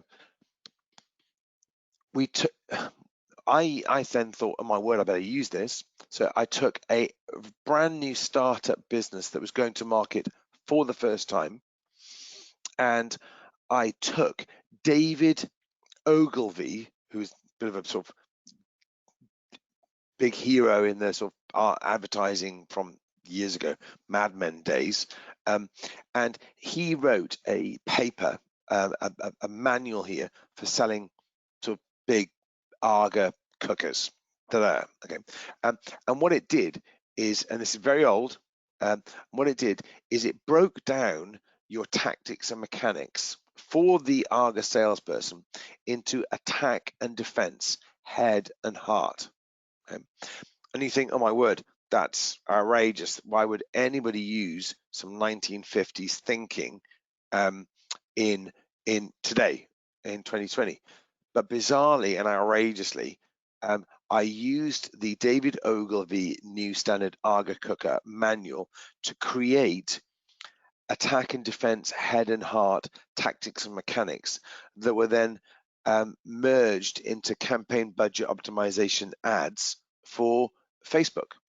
And I think it's an absolute joy when you can use some sort of classic thinking and then apply it in a technologically super advanced way. So that seemed to be a really good use of that. I think it's just worth a read. It's like, oh my word, it really makes sure that you've nutted out and thought of every tactic and mechanic and every approach as to how you should be selling and how you should be approaching that selling online with your audience. So that was quite enlightening, and I hadn't read it before, so it was very good. This one, I put this one in, is that this one was a way of finding out, it's sort of slightly out of kilter with the section, but it was just a way of targeting competitors, customers and fans in Facebook. Because I was talking about CBO, it means that you can use some of the attack and defense, head and heart thinking, and you can also find your competitors and fans, your competitors, customers and fans via Facebook using this thing called Lead Enforce. Okay. Because what we're ultimately trying to do here is we're looking to do 3 things. We're looking to move people from unawareness to awareness, from familiarity to consideration, and from purchase to loyalty. This, as we all know, would have been changing from advertising to search, from sales promotion to social media conversation, and from purchase to community love. So what I've tried to do, and I don't think this is sort of like the fullest list ever, but what I've tried to do is lay out the number of sort of tactics and mechanics that we could go through here in order to sort of see this process through. So it means that there are three main types. There are the pull types, which is, say, for instance, I'll try to give you some examples as I've got this coming out, where you've got things that are interesting or compelling and you're bringing people into you. The push things where you're going out, the pull things are where you're being reactive. The push things are where you're being proactive. And then the personal tactics are where you are actually being personal, as in using your one-to-one personal network. So on the pull side of things, yes, and I've written a blog post as a result of a previous webinar as to how to make yourself famous on LinkedIn using 4 functions. But blogging or guest blogging, the interesting thing here is that do you, and we'll go into this in the next section, do you blog frequently, episodically, and do people know when to expect your next update? Do you create infographics as to your website? So do you conduct webinars as we are today? Do you share the presentations thereafter? Are you using SEO? Many of you using WordPress. Are you using all of the SEO page titles and meta descriptions? Are you using SEO Yoast Pro, which is an excellent tool? Are you using your structured data correctly? Are you using the competitions and e-marketplaces correctly? And then I think an excellent example here is that one of the pull tactics is that Jamie Oliver, when starting his sort of food tube channel, would regularly invite people who had greater or different audiences to himself onto his food channel to cook with him, because then he was able to sort of slip catch vicariously followers from them to him to build up his critical mass. So sometimes if you haven't got anything absolutely top of mind to say, then a guest blog or an interview, I'll come back into this in a moment, is an excellent way of going about this process. The push tactics are proactive, they're display ads, they're doing deals or reciprocal partnerships with other like-minded brands looking for affiliates and direct sales. And then very simple things in regard to personal tactics, that means is, are you using each and every one of your personal contacts and tactics to the greatest advantage? Have you downloaded, because you can, your LinkedIn contact list and just looked through them as to see who you would, could or should get back in contact with? Do you have everybody that you meet and know in a business way within your LinkedIn contacts? These sorts of things. If you don't ask to be shared, you won't be shared. So in regard to word of mouth, remember, ask to be shared, because otherwise you just won't. If you do a really great post, please say share with your colleagues, share with your friends, share with your BFFs, whatever it may be. Because what you're trying to do here, as I've said before, is swing people from this these micro captures of data. So first of all, you're after like a like on something, or a comment or a share into your own feed. Then you're looking, as I said, for that email newsletter, and then open that 2 or 3 times, subsequent emails, and then you're into that first purchase, or looking at the site and looking at the products, coming back, then coming back again into the products. So you're just able to swing these people through this process, and it's just understanding and laying out what those user journeys might be like, so we can play that. And we'll have a little bit on that in Google Analytics. But then, if you don't have a great website that is absolutely killing it or kicking it at the moment, really doing really well, then use something really similar like Unbounce, which is a great tool. So if your site isn't converting as you wish, and you don't want to go to the expense of creating a new website, because that's like a lot of money, use something like Unbounce, which helps you create landing pages outside of your website. That means that you're capable of converting leads or direct into sales as a direct result of you could send your ads to Unbounce, if that makes sense. Okay. And then it's just making it easy. You really need to say to people, it's so easy to do business with us. It's 1, 2, 3. This is it. Perfect. And then it's just making sure that you've got everything laid out in a really logical process. And then there's nothing better than asking somebody who's got a fresh pair of eyes to look at your business so they know exactly what's going on. Then how to retain customers. Once you spent all this time capturing this data, getting the first sale from somebody, it would be an absolute travesty, great shame if you weren't able to repeat that. I'm going to show you the entrance to a video here, which is too long to show, which is a shame, but I'm just going to show you the start of it so you get an understanding. This is an interesting film on Vimeo, and it's about the opening of a restaurant in New York by a food writer and an advertising executive that actually wanted to be a chef. And what they did is that they created a series of drop-in food nights, which it ended up being that they created a pop-up restaurant where they served the food and that people bought, and then subsequently they sold them the wine.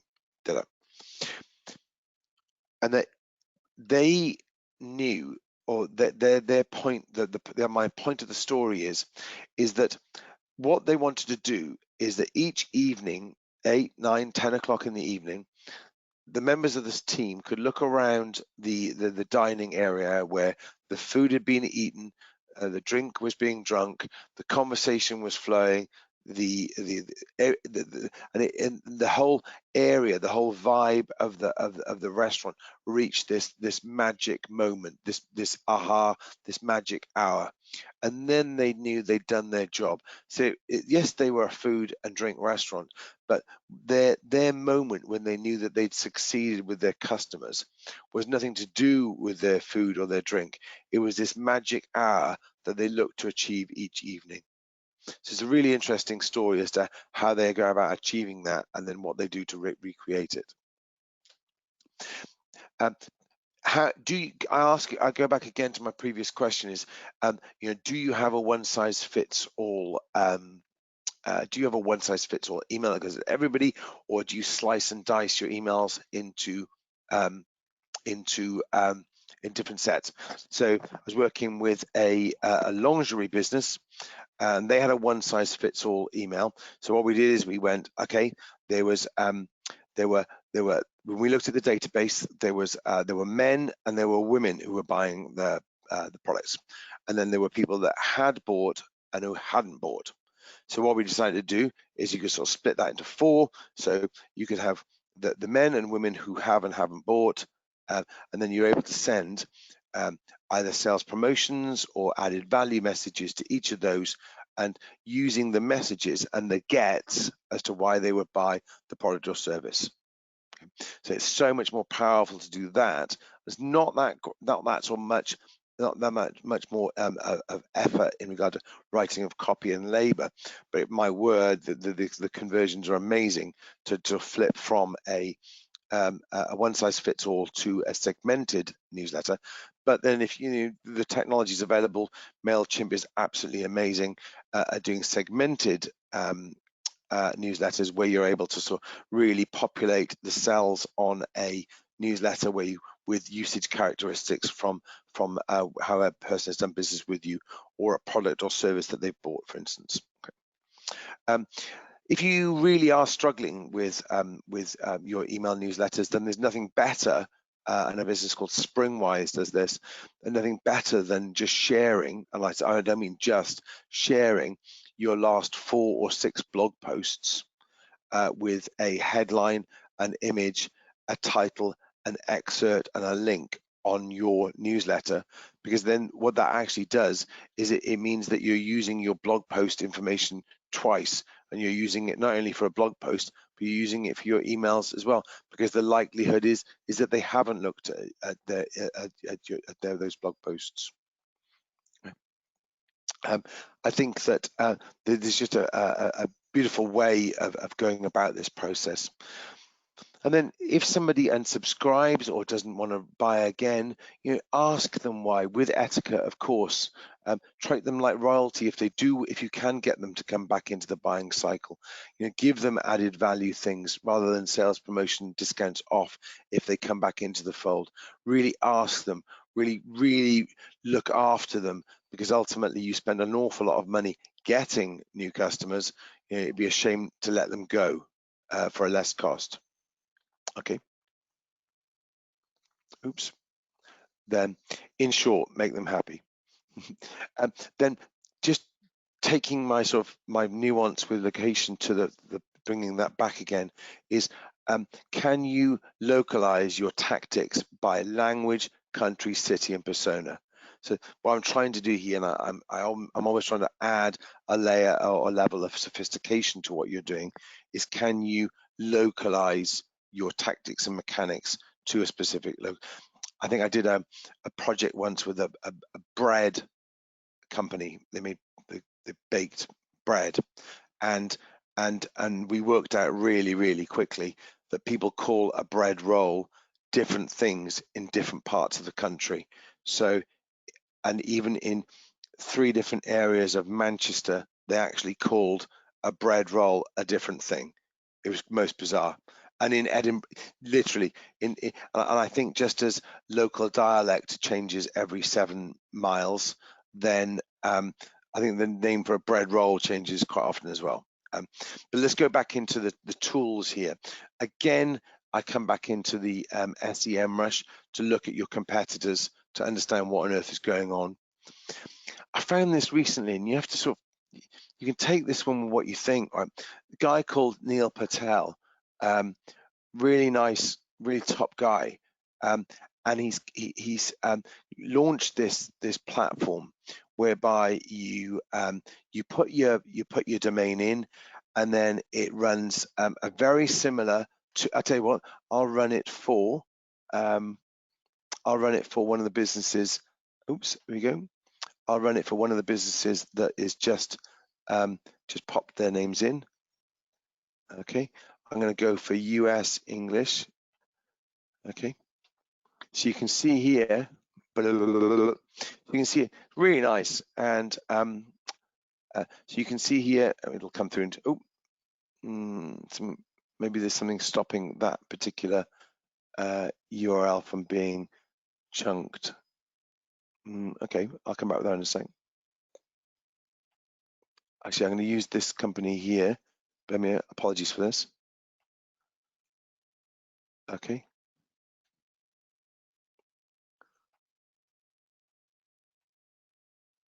Okay. So Neil Patel, he's just got a really nice orange, everything's orange platform, which shows you, your keywords. It helps you do a site audit. It's really nice. This one takes a couple of minutes to run, but again, if anybody really fancies an audit of this site via one of these tools, then shout, because you can see it doesn't take me any time to do it, and it might save you subscribing to a tool for a week or two. I'll come back to this one in a moment, and we'll play with that. But you can get an overview as to what's going on with your businesses with these tools, and then you can understand how to usurp or beat your customers. This one here, all right. So, okay.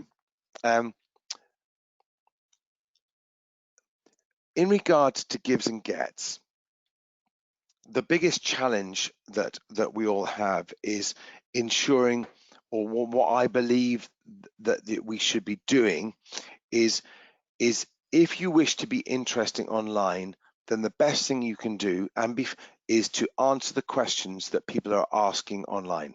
Okay, so if we are trying to find out things about let's have a look.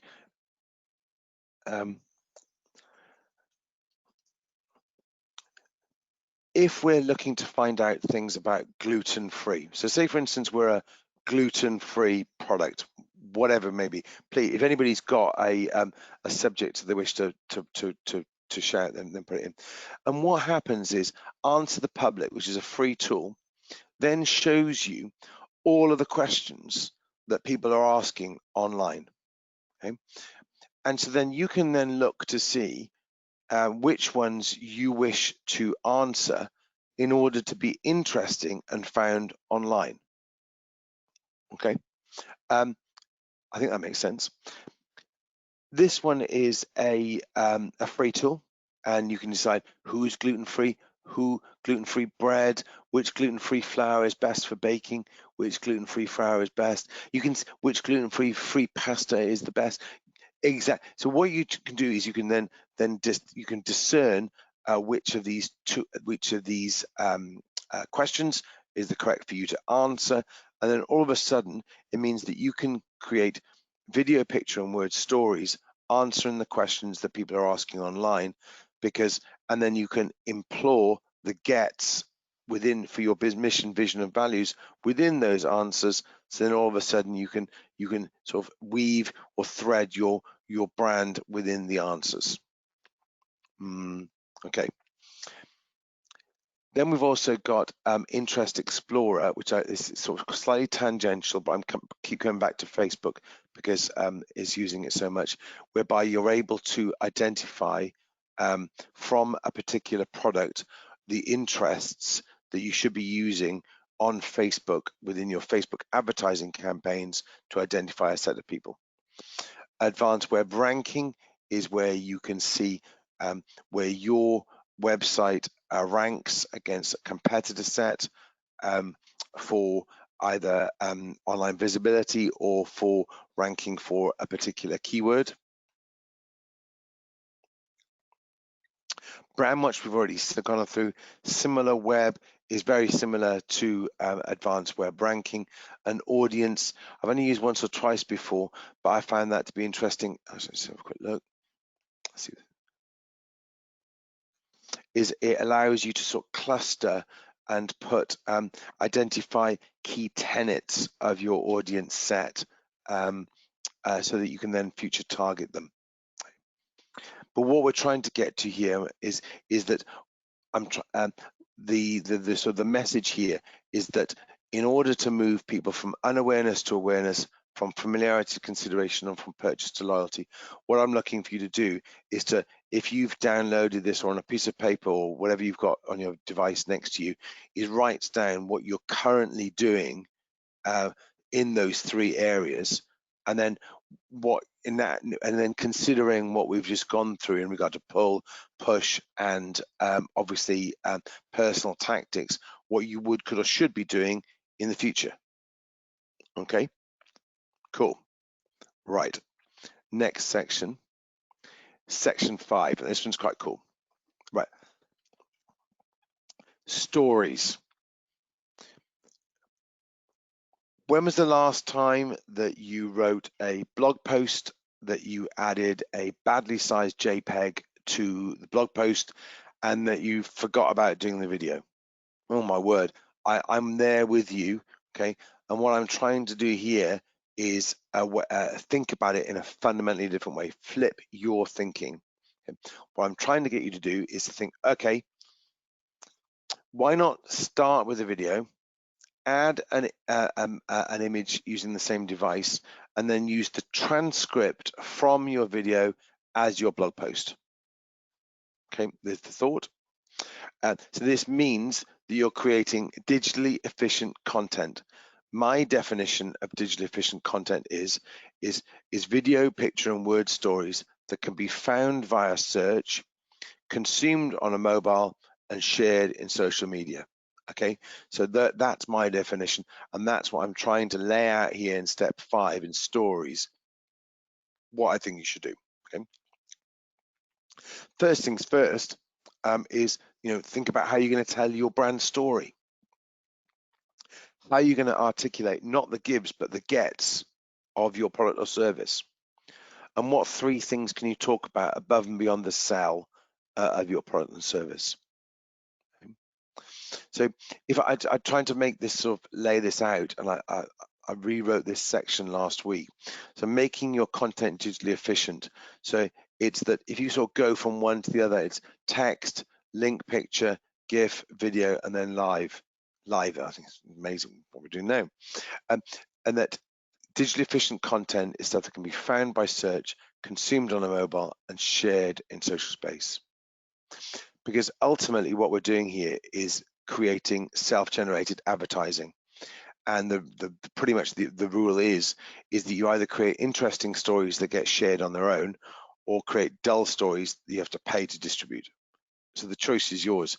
You're either interesting or pay, and that's the process. Then, in this regard, if you wish to become, and you're in a very serious, potentially subject matter area, if you wish to become a subject matter expert, and I need to talk to you about that in just a moment, then you're looking at long form video, picture, and word, especially 1,000+ word long form content structure.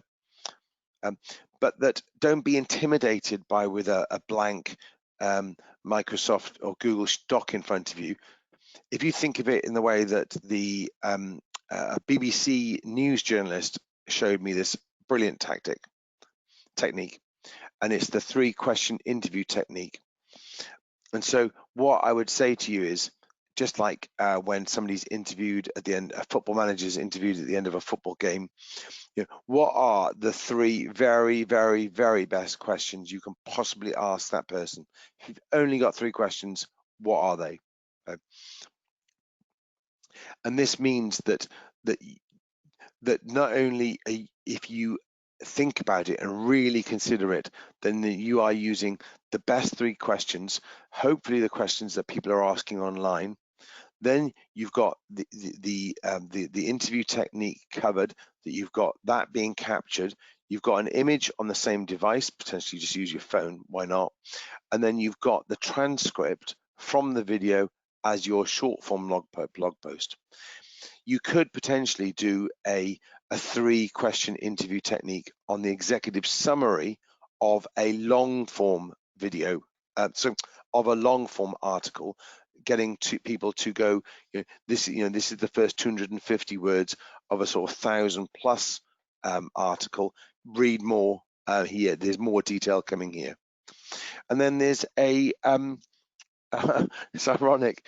It is ironic actually, because I read this the other week, and it's all about viewernomics, and it's articles from YouTube as to how best to use video storytelling as to become a thought leader in a particular subject. And TubeBuddy is just a really cool tube, and I need to add the link into TubeBuddy before it comes out to you, because I was doing a YouTube analysis last week.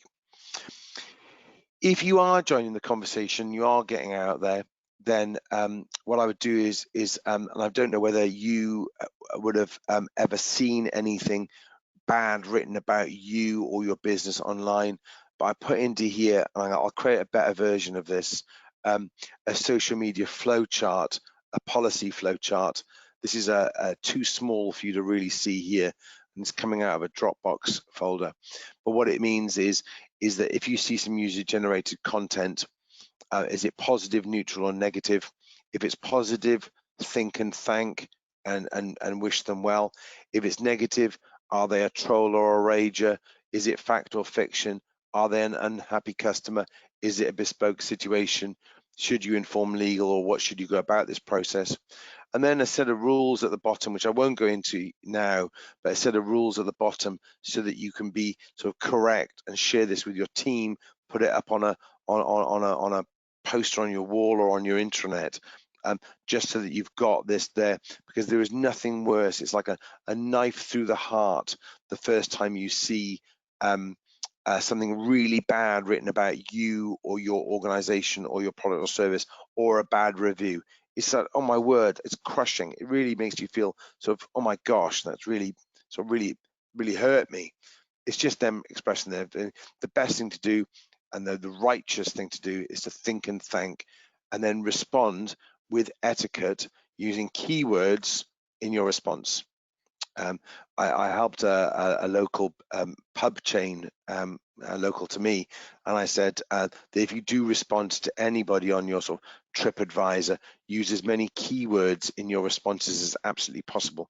It's a really fun tactic that you can use to go about doing that process, because it's just working out how you do this. The next thing is quite an interesting one about the sort of 1:990 ratio. So the one person contributes online, 9 people comment, and 90 people view. Now that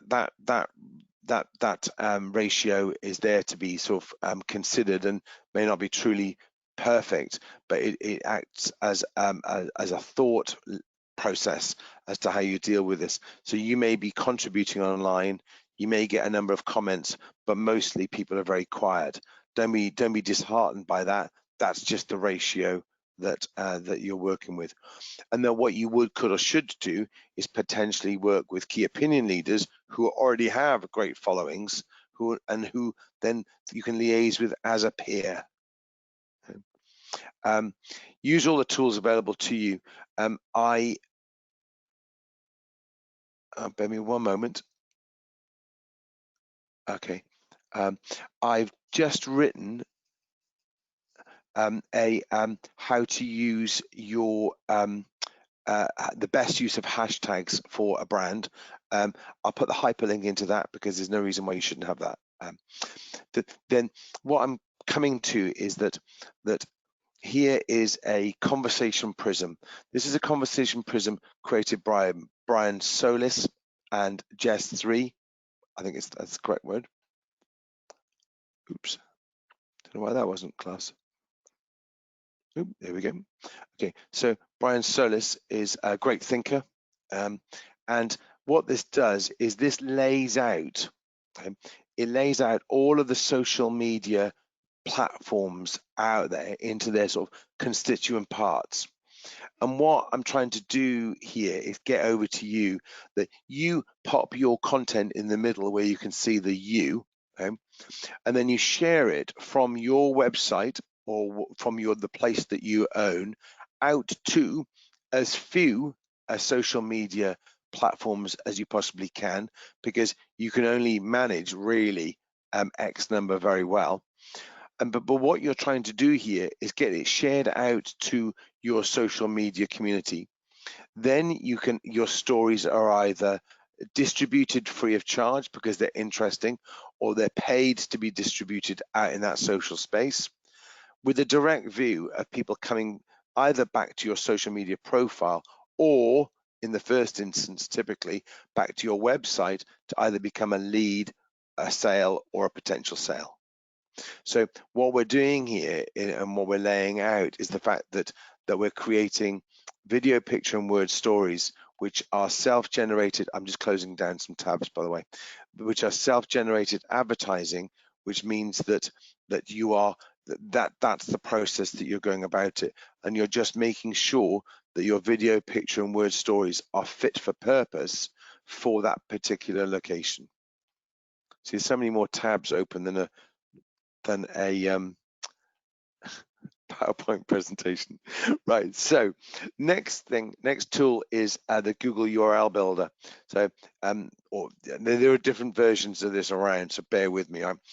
So this means that when you're creating a piece of content, there are other platforms available to do this. You're able to tag that piece of content with a piece of code, and then you're able to see within Google Analytics how efficient that piece of content was in getting people back to your site. Ta-da! Okay. Then Quintly we've already discussed because that shows you how interesting you are. BuzzSumo is always an excellent way of either finding content, but more importantly, influencers around that particular section. It's an excellent tool, owned by Brandwatch. I think they bought them about 2 years ago, I think, but an excellent chap there, Steve. Then Sky AdSmart, right? Now, I don't know how many of you are in this kind of world, but let me just lay it out. This is, I believe, the sort of the democratization of TV advertising. So I use this for a chain of trampoline parks in London, and what we were looking for via Experian was a particular set of households in particular postcodes on particular days, at particular times of the day when we thought that those people would be watching as a family, and where we wanted to be the second advert in an ad break on a particular show, on a particular channel. And that Sky Media and were democratizing are democratizing TV advertising. So we got some YouTube videos cleared for broadcast via the advertising standards, and then we put it out onto Sky Media, and then we were able to look in Google Analytics at the clicks on second and third screens in households at the times of day when we knew that our ads were being shown. And the price was comparative. You buy it on a CPM, so cost per thousand basis. So it meant that we were really able to see what was going on where we were. Now I'm just going to go here. I'm going to click through this. Camtasia. When somebody says to me, oh my word, we're in lockdown, I can't get to anybody to create videos, I can't speak to case studies, really, I just can't do it. Okay, calm down, all good. You can still use the 3-question interview, but you can use Camtasia, which is a screen recorder and video editor tool. I think it's a free download, but I think I paid it sort of $60 for it or whatever it was. But that there's nothing wrong with asking a case study, a customer, as to, could I ask you 3 questions? Can I send the questions to you in advance? Could I ask you 3 questions, and then can I record it and can I use it as a case study? Well, then that means that you're actually not spending, wasting, you're not asking for an hour of their time, you're asking for 10 minutes of their time, which is really efficient use, and you get your great case study out of it. So I use this when working with, going back to the Secret Saviors, which was a great project, is I was using this to get new mums who had literally 2 minutes or 4 minutes in their incredibly busy lives, that they were able to tell me that they were a sort of a success story.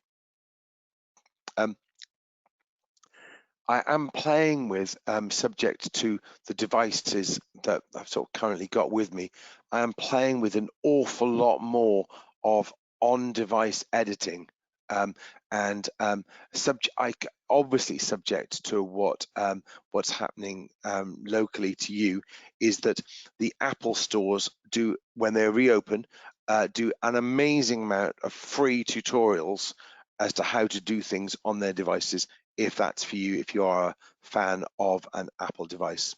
I've got both, so it's sort of interesting to see both sets. Canva, oops, sorry, missed one. Social media cheat sheet. If you are going to market and want to make your brand story consistent across all your platforms, then please use the social media cheat sheet.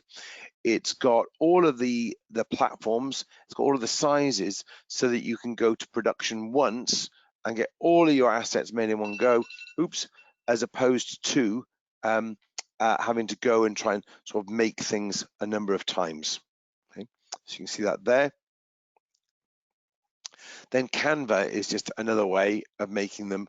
Canva is a place where you can go and make them. It's really, really cool. You put your assets in, and then it sort of resizes things and makes things easier to do that process. And then last, I had to make some really dull spreadsheets into a beautiful infographic the other day. So I used this one. I found this. I thought it was quite cool.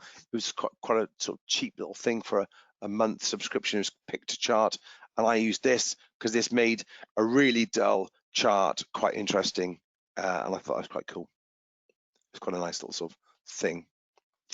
Right. So I'm going to finish so this is in regard to the stories.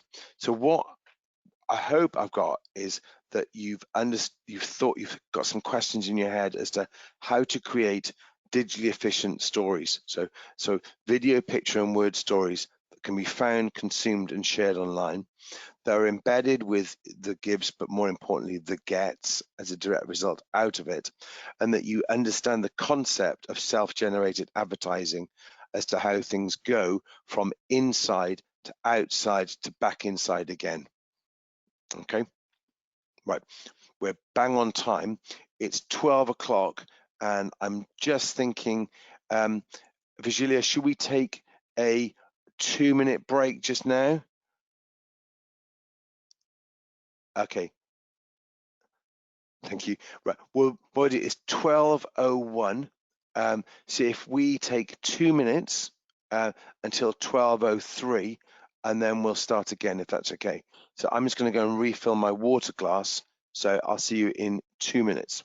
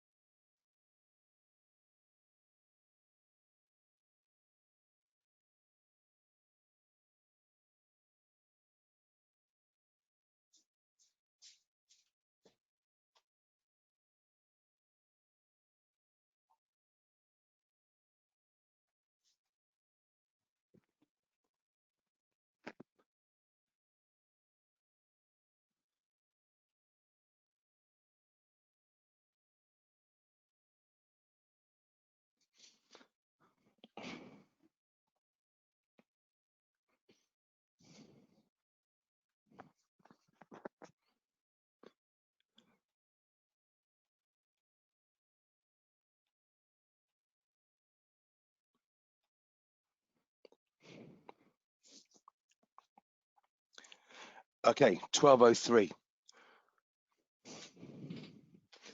Technology. I think what I've got over, I'm sure I have, is that you no longer have sort of thinking of web or search or social or content or data, and that you're now really thinking of this as a sort of holistic thing, a big old plan going on here, and you're thinking of it all in one big picture.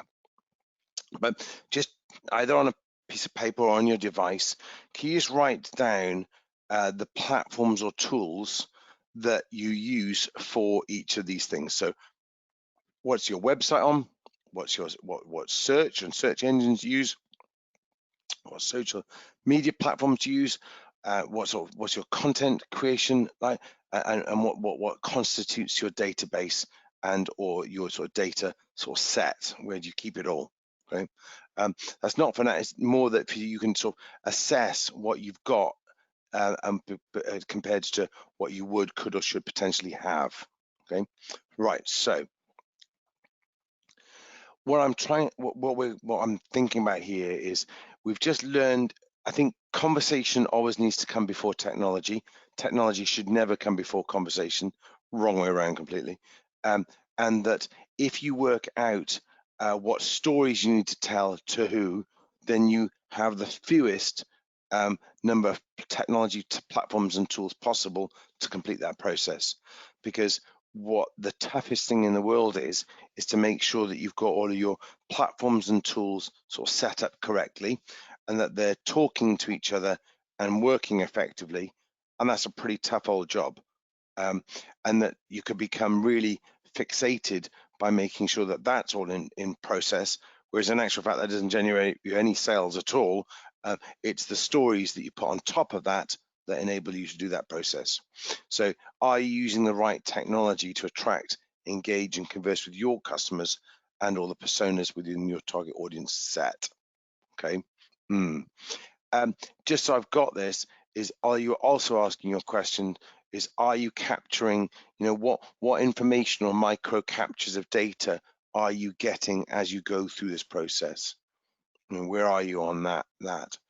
And then, are you ready for the expansion? And is your website responsive? As in, does it look the same on a desktop, a tablet, and not the same?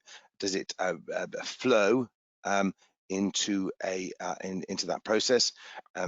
Is your CMS, your content management system, capable of being increased?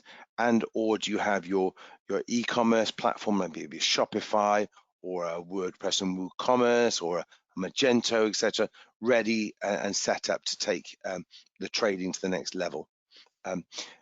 If you don't know how your site's set up and what your sitemap looks like and you're really not quite sure, then I use a tool called Slickplan. Now my subscription might have gone on this, but let's just see. What you're able to do is you pop at your your URL, your domain name into Slickplan, and then it creates a visual for you as to how it looks, and then you can see, what constitutes a. Oops, here you go. View sitemap. Okay. So then you can see how your website is structured and ordered by, this is obviously a demo, but you can see how it's all structured and you think, oh, right, okay, that's how the sort of search engine spiders, and that's how my web structure is set up. Sometimes you're just not aware of that because you're sort of, really in the zone working with your website, and sometimes there are different visual sort of articulations and styles that Slickplan provide, but sometimes, and then you can create a new sitemap based upon what you should have within Slickplan. I think it was about sort of £20. I think it was for about a month. I did check out a few of your websites last night. Do need to make sure that you've all got your HTTPS. That security. That S is that security. Not only is that security for you, it's security for your customers. You wouldn't want to be buying things on an HTTP and putting your credit card details in because it's not deemed secure, and that's been the case now for over 2 years. So, and Google will not be serving or sharing your site if it's an HTTP. It really is an outdated thing. So get yourself, make sure that you've got both. Check when your domain name registration is up, but also check when your HTTP, you've got an HTTPS license and everything's set up there. And then just check whether your website's fast enough. There's nothing better. So I'm using, I'm going to go back to a site. Let's go history. Let's go to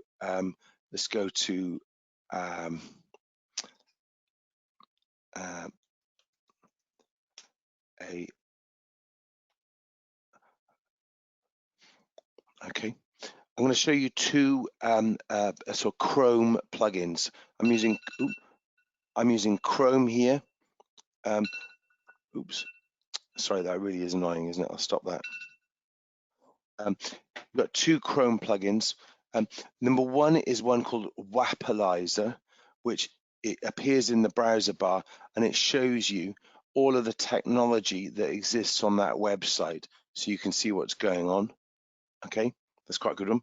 And then over here to the right hand side, I've got another Chrome extension called Lighthouse, which is I think it's a sort of legitimate Google one, I think so.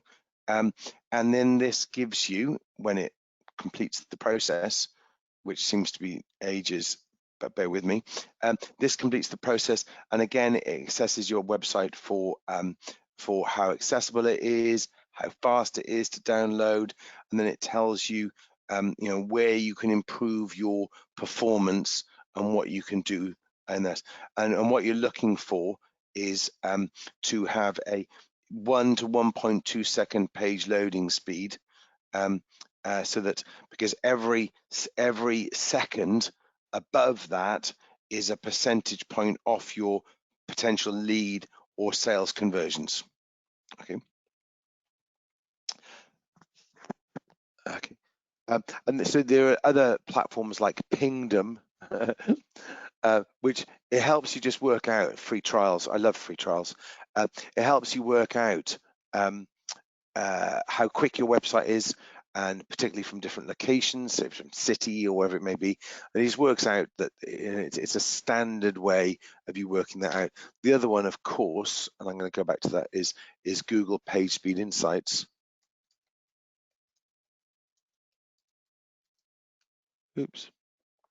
Which is here, which again you can put any URL in. Oops.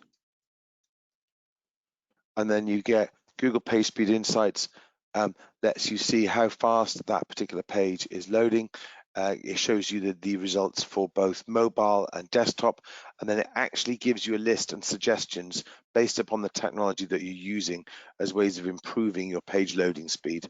So you can see on here, it gives you scores, it tells you again how to improve it, and you can see how that's running. So that's just excellent, an excellent tool.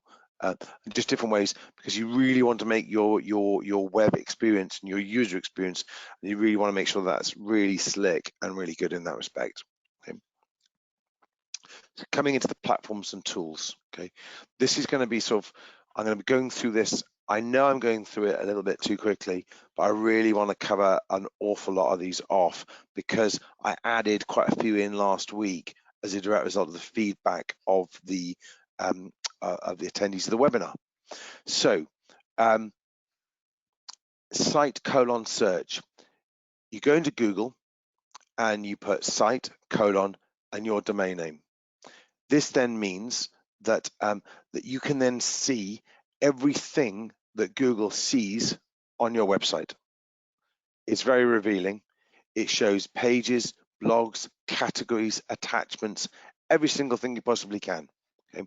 And so that is a revealing wow search. Okay. Next thing is Google Search Console. Google Search Console, which is just here. I can do a site : search. So let's do site : let's do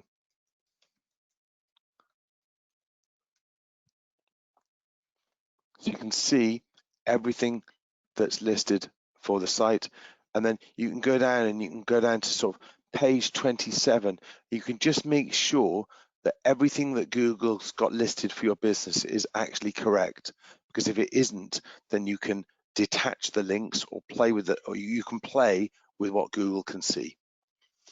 Google Search Console is it's like the post office for websites, and Google and Bing have got comparative things here. Google have got Google Search Console, which is where you submit your sitemaps. You used to submit your language and internationalization, but where you can put pages that you want to appear and or don't want to appear, and do URL inspections to make sure you get up-to-date indexing of your site. Tick. But then you can do exactly the same in a platform called Bing Webmaster Tools. But Google Search Console, it's like many people suggest that the Google Search Console is no longer required, but because some of the things you can do is a sort of slight manipulation of the automated indexing that Google gives you, the things that you can do are really cool.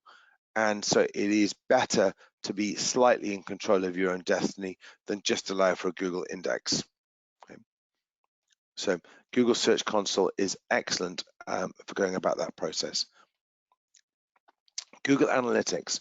I can only assume that all of you are using Google Analytics, and that you can look at the usage characteristics on your website, and that you can see everything that's happening at any one moment in time.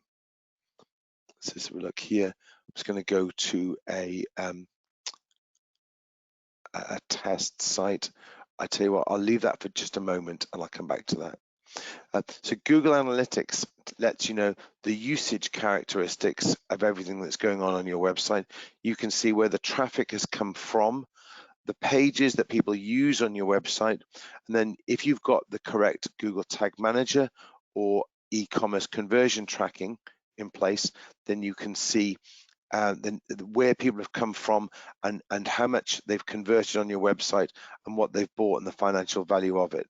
And Google Analytics is able to capture both non-financial, which is called goals, which would be forms or telephone calls or email submissions, and e-commerce conversion, where it's able to track the amount of money that was purchased through the store.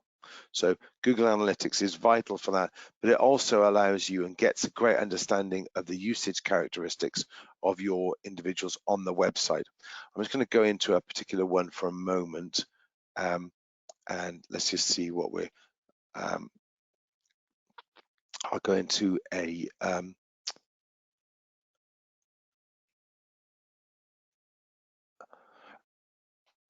And what you're able to do is you're able to go into, and what I really want to show you, oops, is in the, there you go. What you're able to see here is that you can see, oh, it's not, okay, bear with me a moment. I tell you what,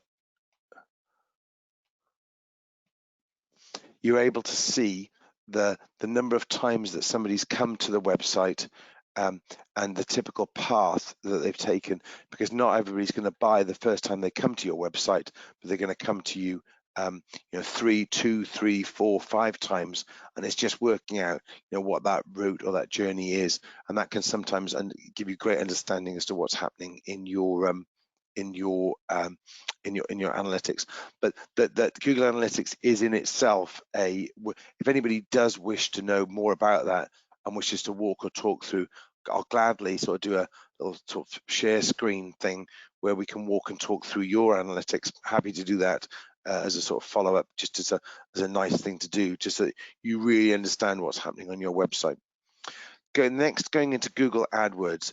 Google AdWords is split into sort of 2 main sections, really. There's the reactive stuff, which is where people search, whether it be via their device, their smart device, or their or a search box for what you're looking for, the product or service they're looking for. Or you can use Google AdWords to be proactive via the targeted display, so that you can go out to people and tap them on the shoulder and say, hey, this is who I am, this is the product or service that I've got with the gets that I'm selling, is this of interest to you? So you can be sort of reactive and proactive at the same time. Now, I've done a spreadsheet here, which is a mock-up of a Google search ads and Facebook ads master. So it's got the fields that you're looking to create for an ad. It's got the self-calculating characters for each of the areas.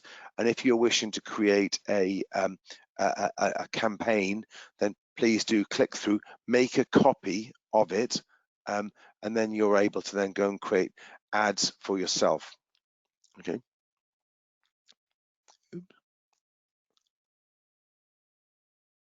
Now, I've already spoken about Google Page Insights, and that's the tool that you use to see how fast your website is on mobiles and desktops. Google My Business, right? Google My Business is absolutely vital. So let's just go into it. This means that you're able to sort of geographically tag yourself to a particular location. You can have multiple locations, of course, and it means that thereafter your local search, if somebody were to put your generic key phrase near me, then if you've got your Google My Business with all of your business information, plus as many images as you so require of the outside, inside, team, products and services that you're selling, populated correctly, then Google My Business and the population of the profile will allow you to get enhanced local search.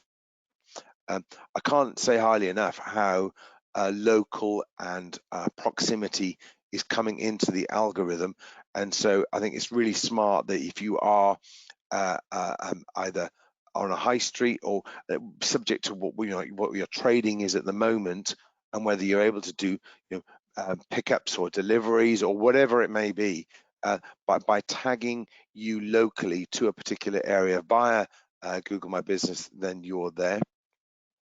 And then lastly, as I already spoken about, was Google Alerts, and the fact that you should be having an alert about your business, your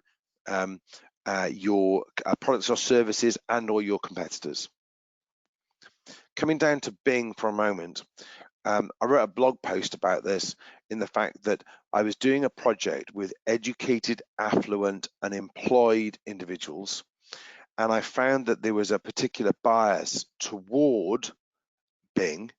And then I realized that all of their Microsoft-owned devices were fixed to Bing, and that they weren't able to change their browser settings, especially now sort of working from home.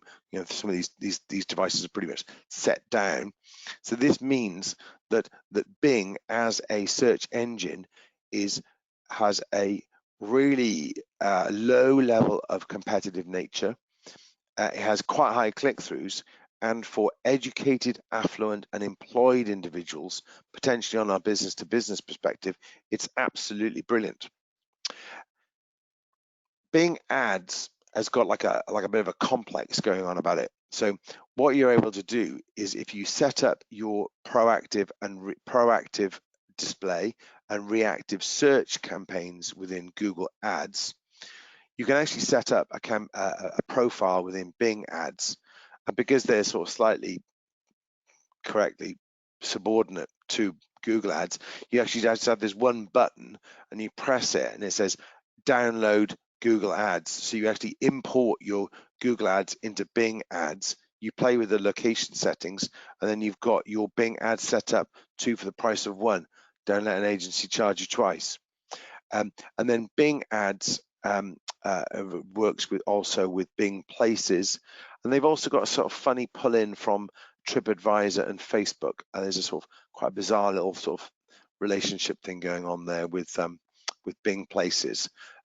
But out of due diligence, it's worthy to complete the Bing as well as the Google stuff. I appreciate that Google is where the vast majority of your traffic might come from, but there's nothing wrong, and you shouldn't really miss a trick in regard to that. Coming down into Facebook, Instagram, Stories, and IGTV. Obviously, Facebook owns Instagram. I think Instagram is really 3 platforms in one. You've got so you've got Facebook. Make sure that you've got your Facebook page upgraded to Facebook for Business. Obviously, Instagram is amazing for e-commerce and for little mini TV, and that Facebook for Business gives you that latest news and tips and things as to how to keep improving. When you set up or upgrade from Facebook to Facebook for Business, you'll also get those funny phone calls coming in from, I think, Dublin or Madrid, from the Facebook expert helping you optimize. Just be careful on that, because sometimes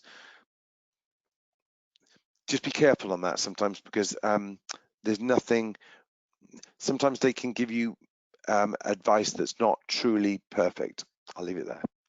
Okay, then I've got a simple setup for a Facebook campaign master, because I thought, why not? I'll show you what that one is previously. And I do think that if you are going down a Facebook route and you really sort of going into this sort of CBO, campaign budget optimization route, then this Depeche Mandala has an excellent methodology that you would, could, or should consider as to how you go about that. Pretty much, it's stating that you loosen up your you have your budget set in your campaigns. Budget set at campaign level, audiences at ad set level, and then your ads, and that you allow Facebook to, using its algorithm, to search out the best types of people that convert for you, because Facebook is going to self-optimize the campaigns on your behalf. It does take an amount of time for that to actually happen, and you sometimes have to sit on your hands and spend money while it does. In the end, it works true, but it can be sometimes expensive getting there. The other one is there's another platform called Ad Espresso, which I've been testing recently with a smaller client, and that's been quite some fun as well. In regard to Twitter and Twitter for Business, then please do obviously complete the upgrade and get that sort of Twitter for Business set up.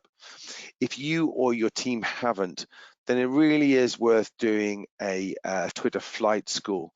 It's kind of like a 20 to 30 minute overview as to what Twitter is, and that, as far as I'm concerned, Twitter is sort of sharing moments in the moment, because there's nothing worse than people sharing old moments in the old moment.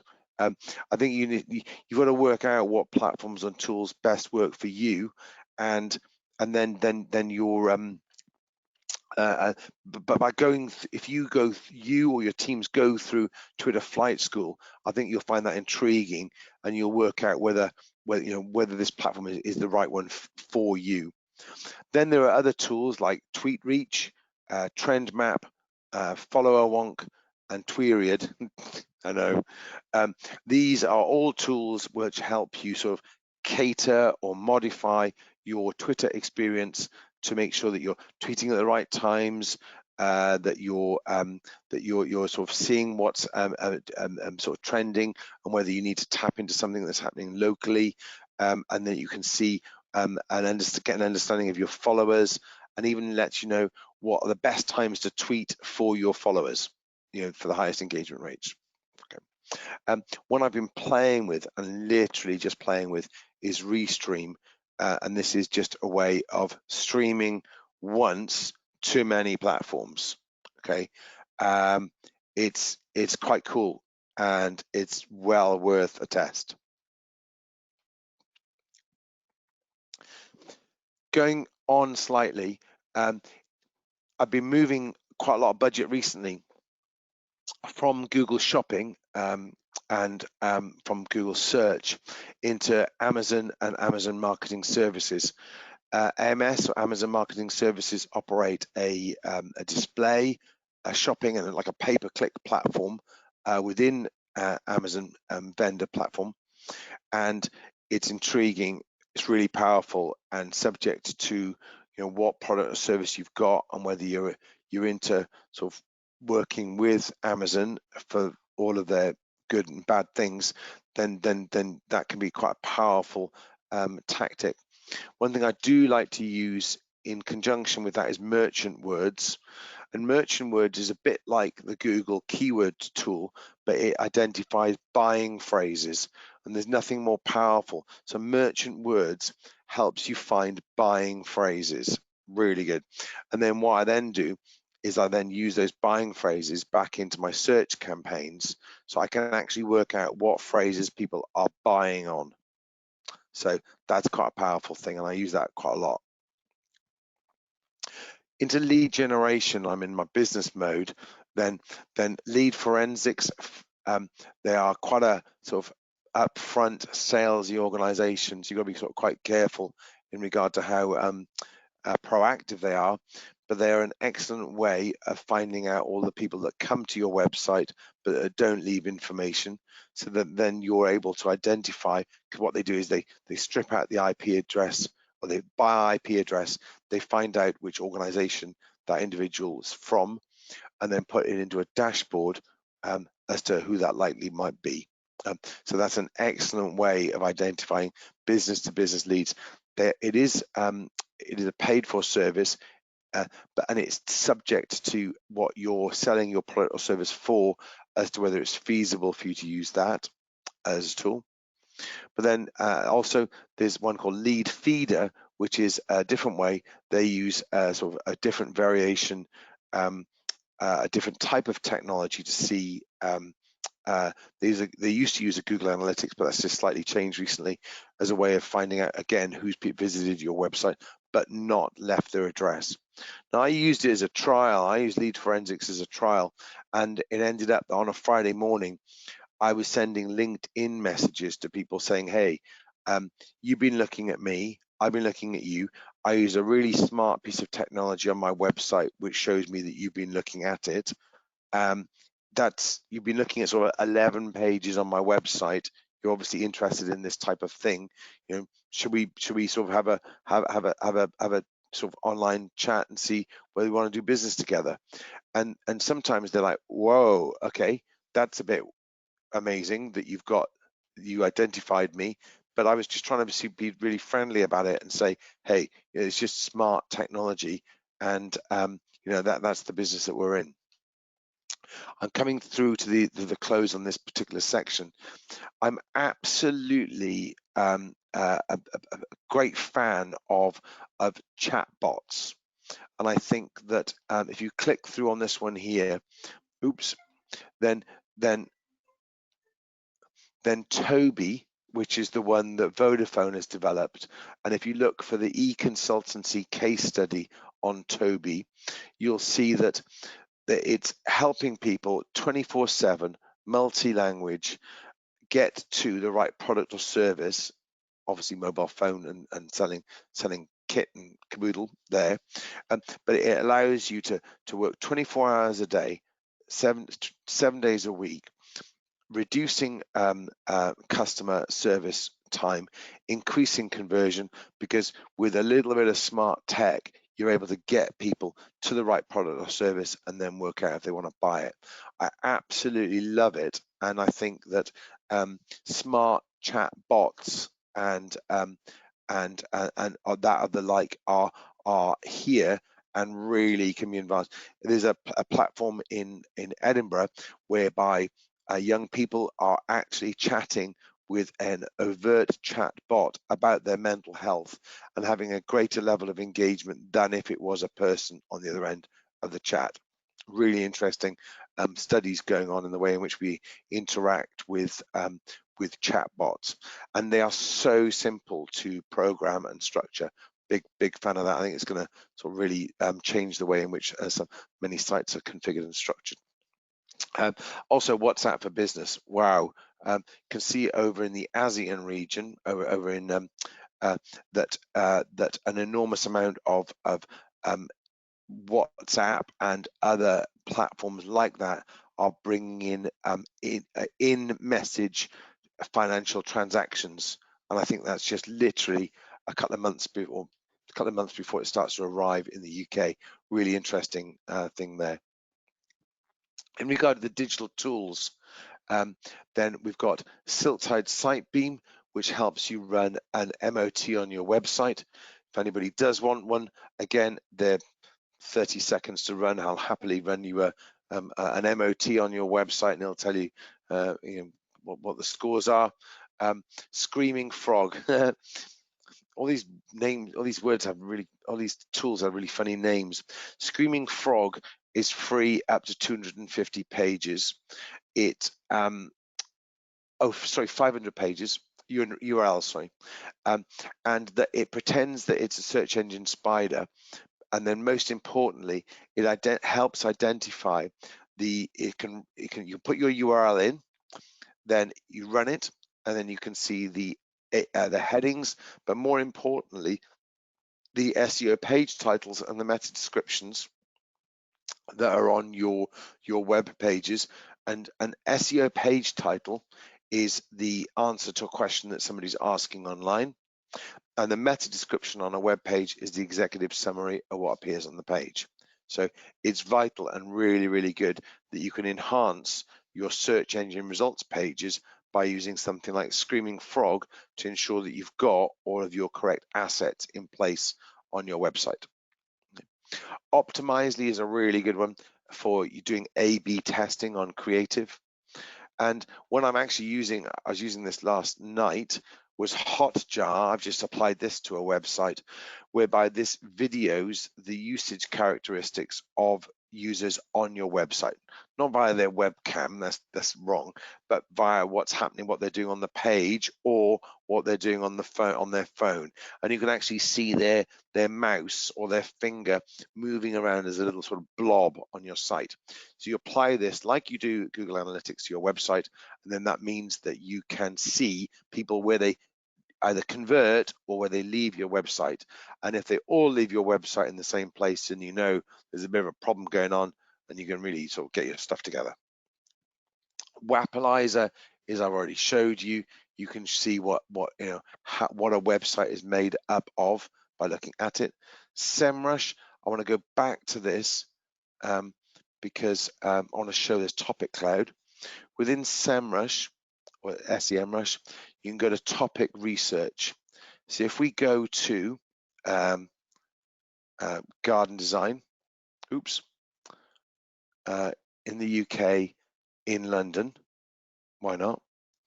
Then you can see here, then if I were going to be writing articles about garden design in London, then what I would do is I would look at the number of cards that are going to be created in a moment on the screen.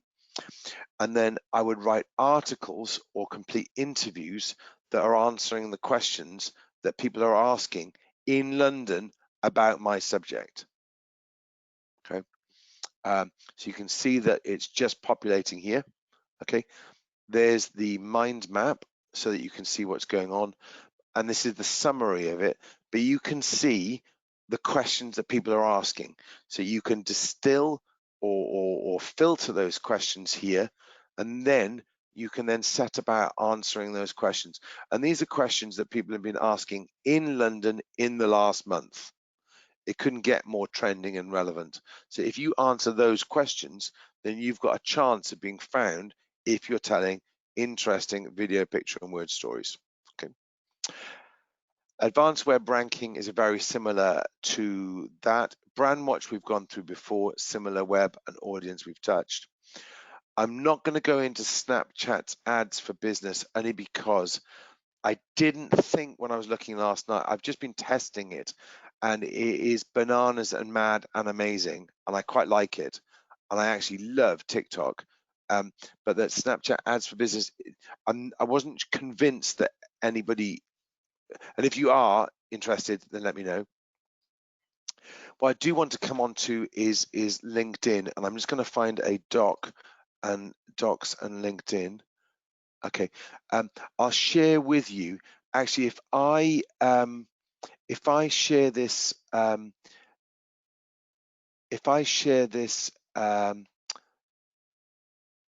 here we go. Julia, if I ping this into the group.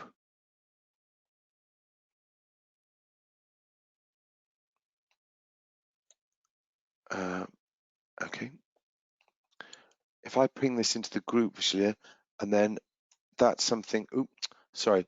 I'll share it with you in a moment. But there's so what it's saying is that there is a way of identifying the questions that people are asking online. There is a way of creating a blog post, video, picture, and word, or a question and answer blog post for that. Then you cut and paste that into your LinkedIn personal profile. You share the blog post with your company page, and then you can create a LinkedIn sponsored ad campaign and a LinkedIn Sales Navigator universe, which I'm going to come into in a sec, in order for you to then be over 12 weeks. If you were to create an interesting video, picture, and word story over 12 weeks, answering the questions that people are asking online about your particular subject, building up a critical mass, then all of a sudden you are the go-to person for that industry. And I'll share that blog post. It should be published now.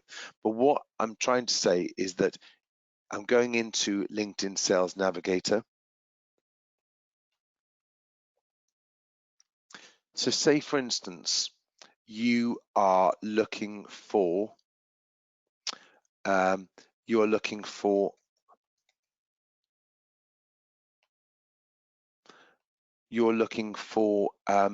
property developers.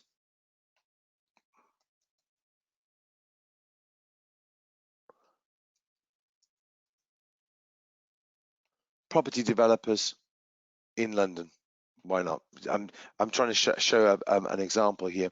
So if you're looking for property developers in London, then you can look at the geography, the relationship, the company. You can put a number of companies in if you wish, the industry, the size of the company, the seniority level, the function, the title, even particular keywords, and then you can identify a set of leads, as in people, or accounts, as in businesses, that sit in your target audience group. So this means that if you create video, picture, and word stories on your blog, you cut and paste those into LinkedIn company page and article, and then you advertise to those people. You can sort of qualify and quantify your audience in two ways on LinkedIn. You could approach them one way by advertising to an absolutely specific set of people, But then you could also at the same time identify who those people are specifically. Then you could either save them or connect with them or send them a message. And I think that sometimes an organization, if you look at that in sort of from both sides, that's a really interesting way of going about it.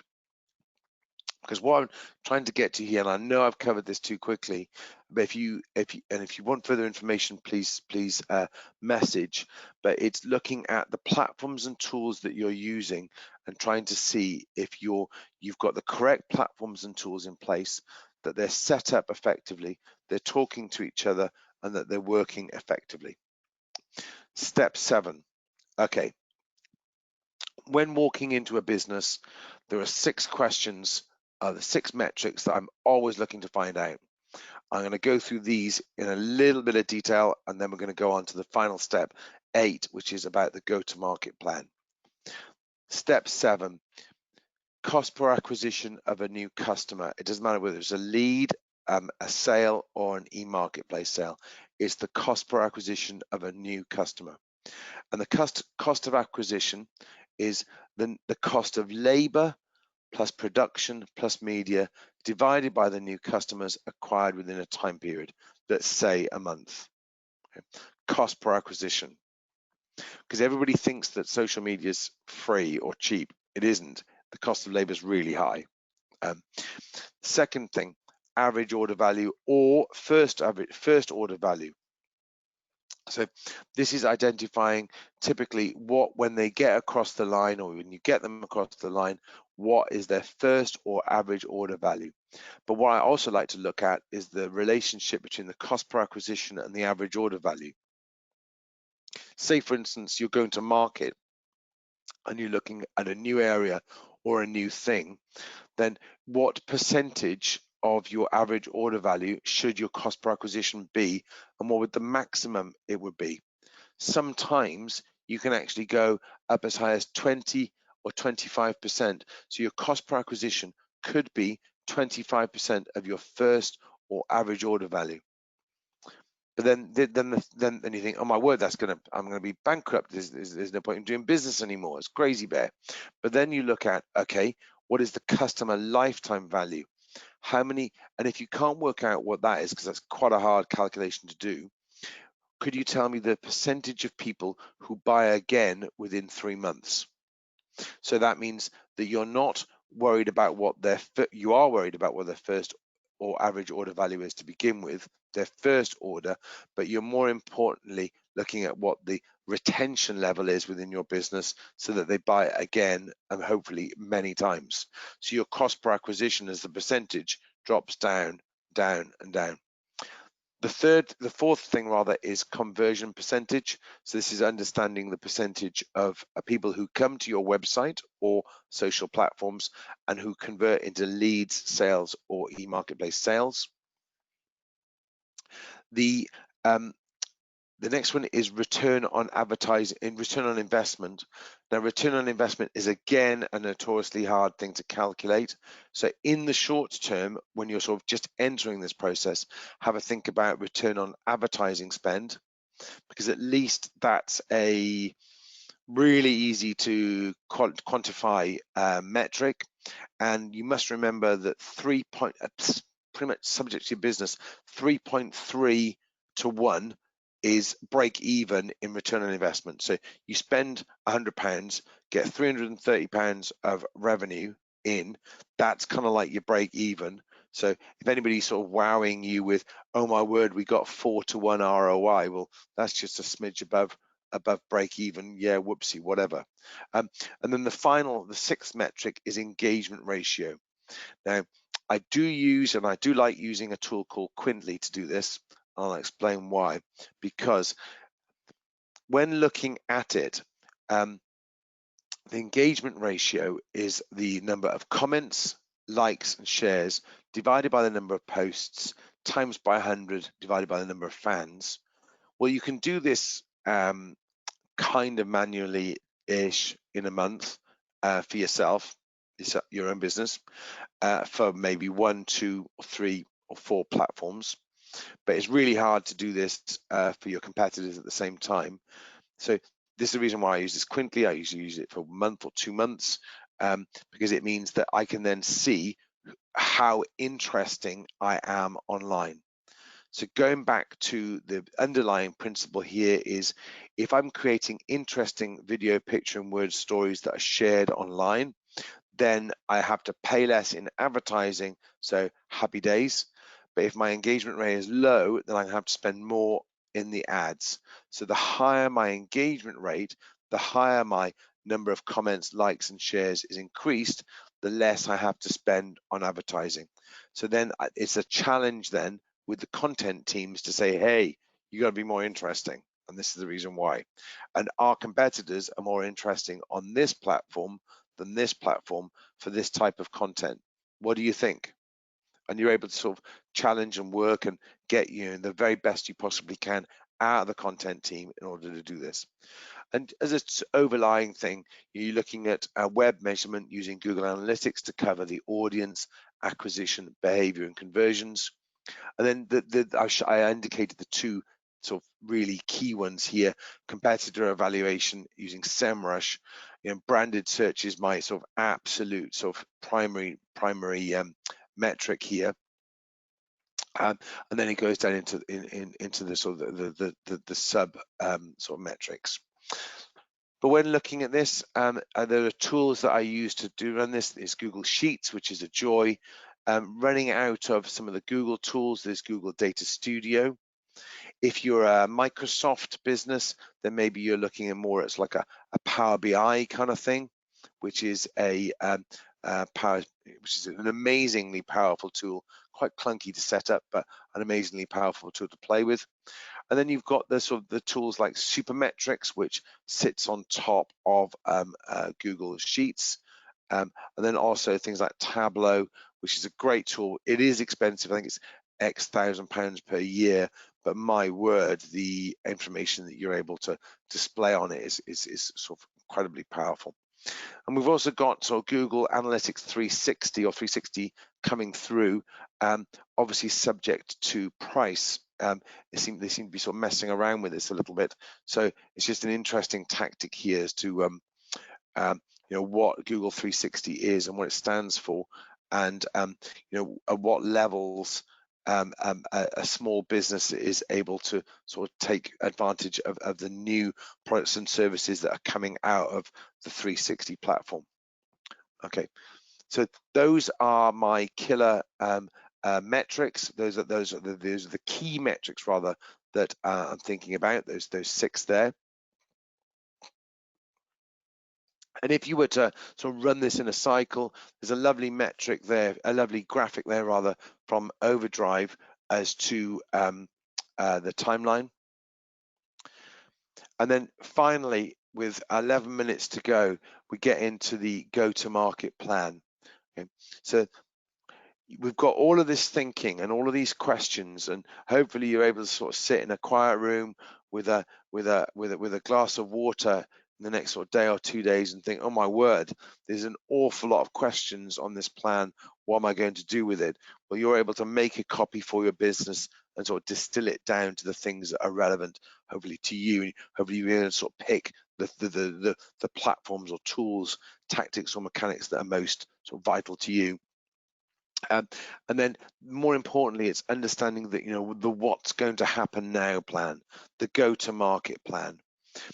And what I advise is that you create a proof of concept, because if you're going to try something new, give yourself a budget, a scope and a lead time for your proof of concept plan. Don't beat yourself up and make the criteria for success achievable. Don't make them so hard that it's going to beat all your sales forecasts for the rest of the year. Make them something more like engagement rather than straight sales, because who can walk into a pub and sell their car to the landlord? You just can't. You have to engage a little bit first. So think about what your budget, scope and lead time is. Say for instance, an amount of time, an amount of budget, and an amount of effort in order to complete that plan. And if we get 6 leads that start conversations, you know, that's a good thing, type of thing. The next thing is going, oh wow, this is all new things, and we've got to go and do our day jobs at the same time. And well really, this is kind of your day job, because this is the new world in which we exist. And what you can try and do is define the roles and responsibilities of your team. So you use a thing called a RACI matrix. I've got a link in here, so that you break down the functions of your business, and that you break it down into sort of steps, and then you put whether an individual is responsible, accountable, consulted, or informed on that particular thing. Gosh, this site is quite heavy on the ads, isn't it? Then you can work out then, the tasks that you're asking individuals to do.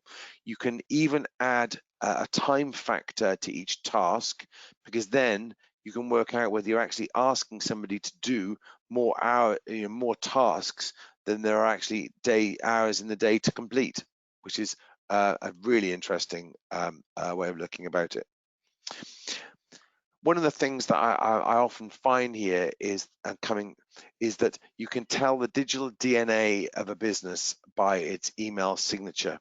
And I use a platform called WiseStamp because I'm a very small business, but it allows me to create a sort of really super smart mobile sort of sensitive email signature that works for both my phone and the devices that I use, because it's intriguing.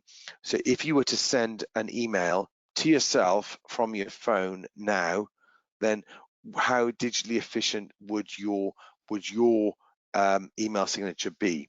And I was working with a health lotions and potions product business in Farnham, and they worked out that there were 115,000 emails a month going out of their email service provider.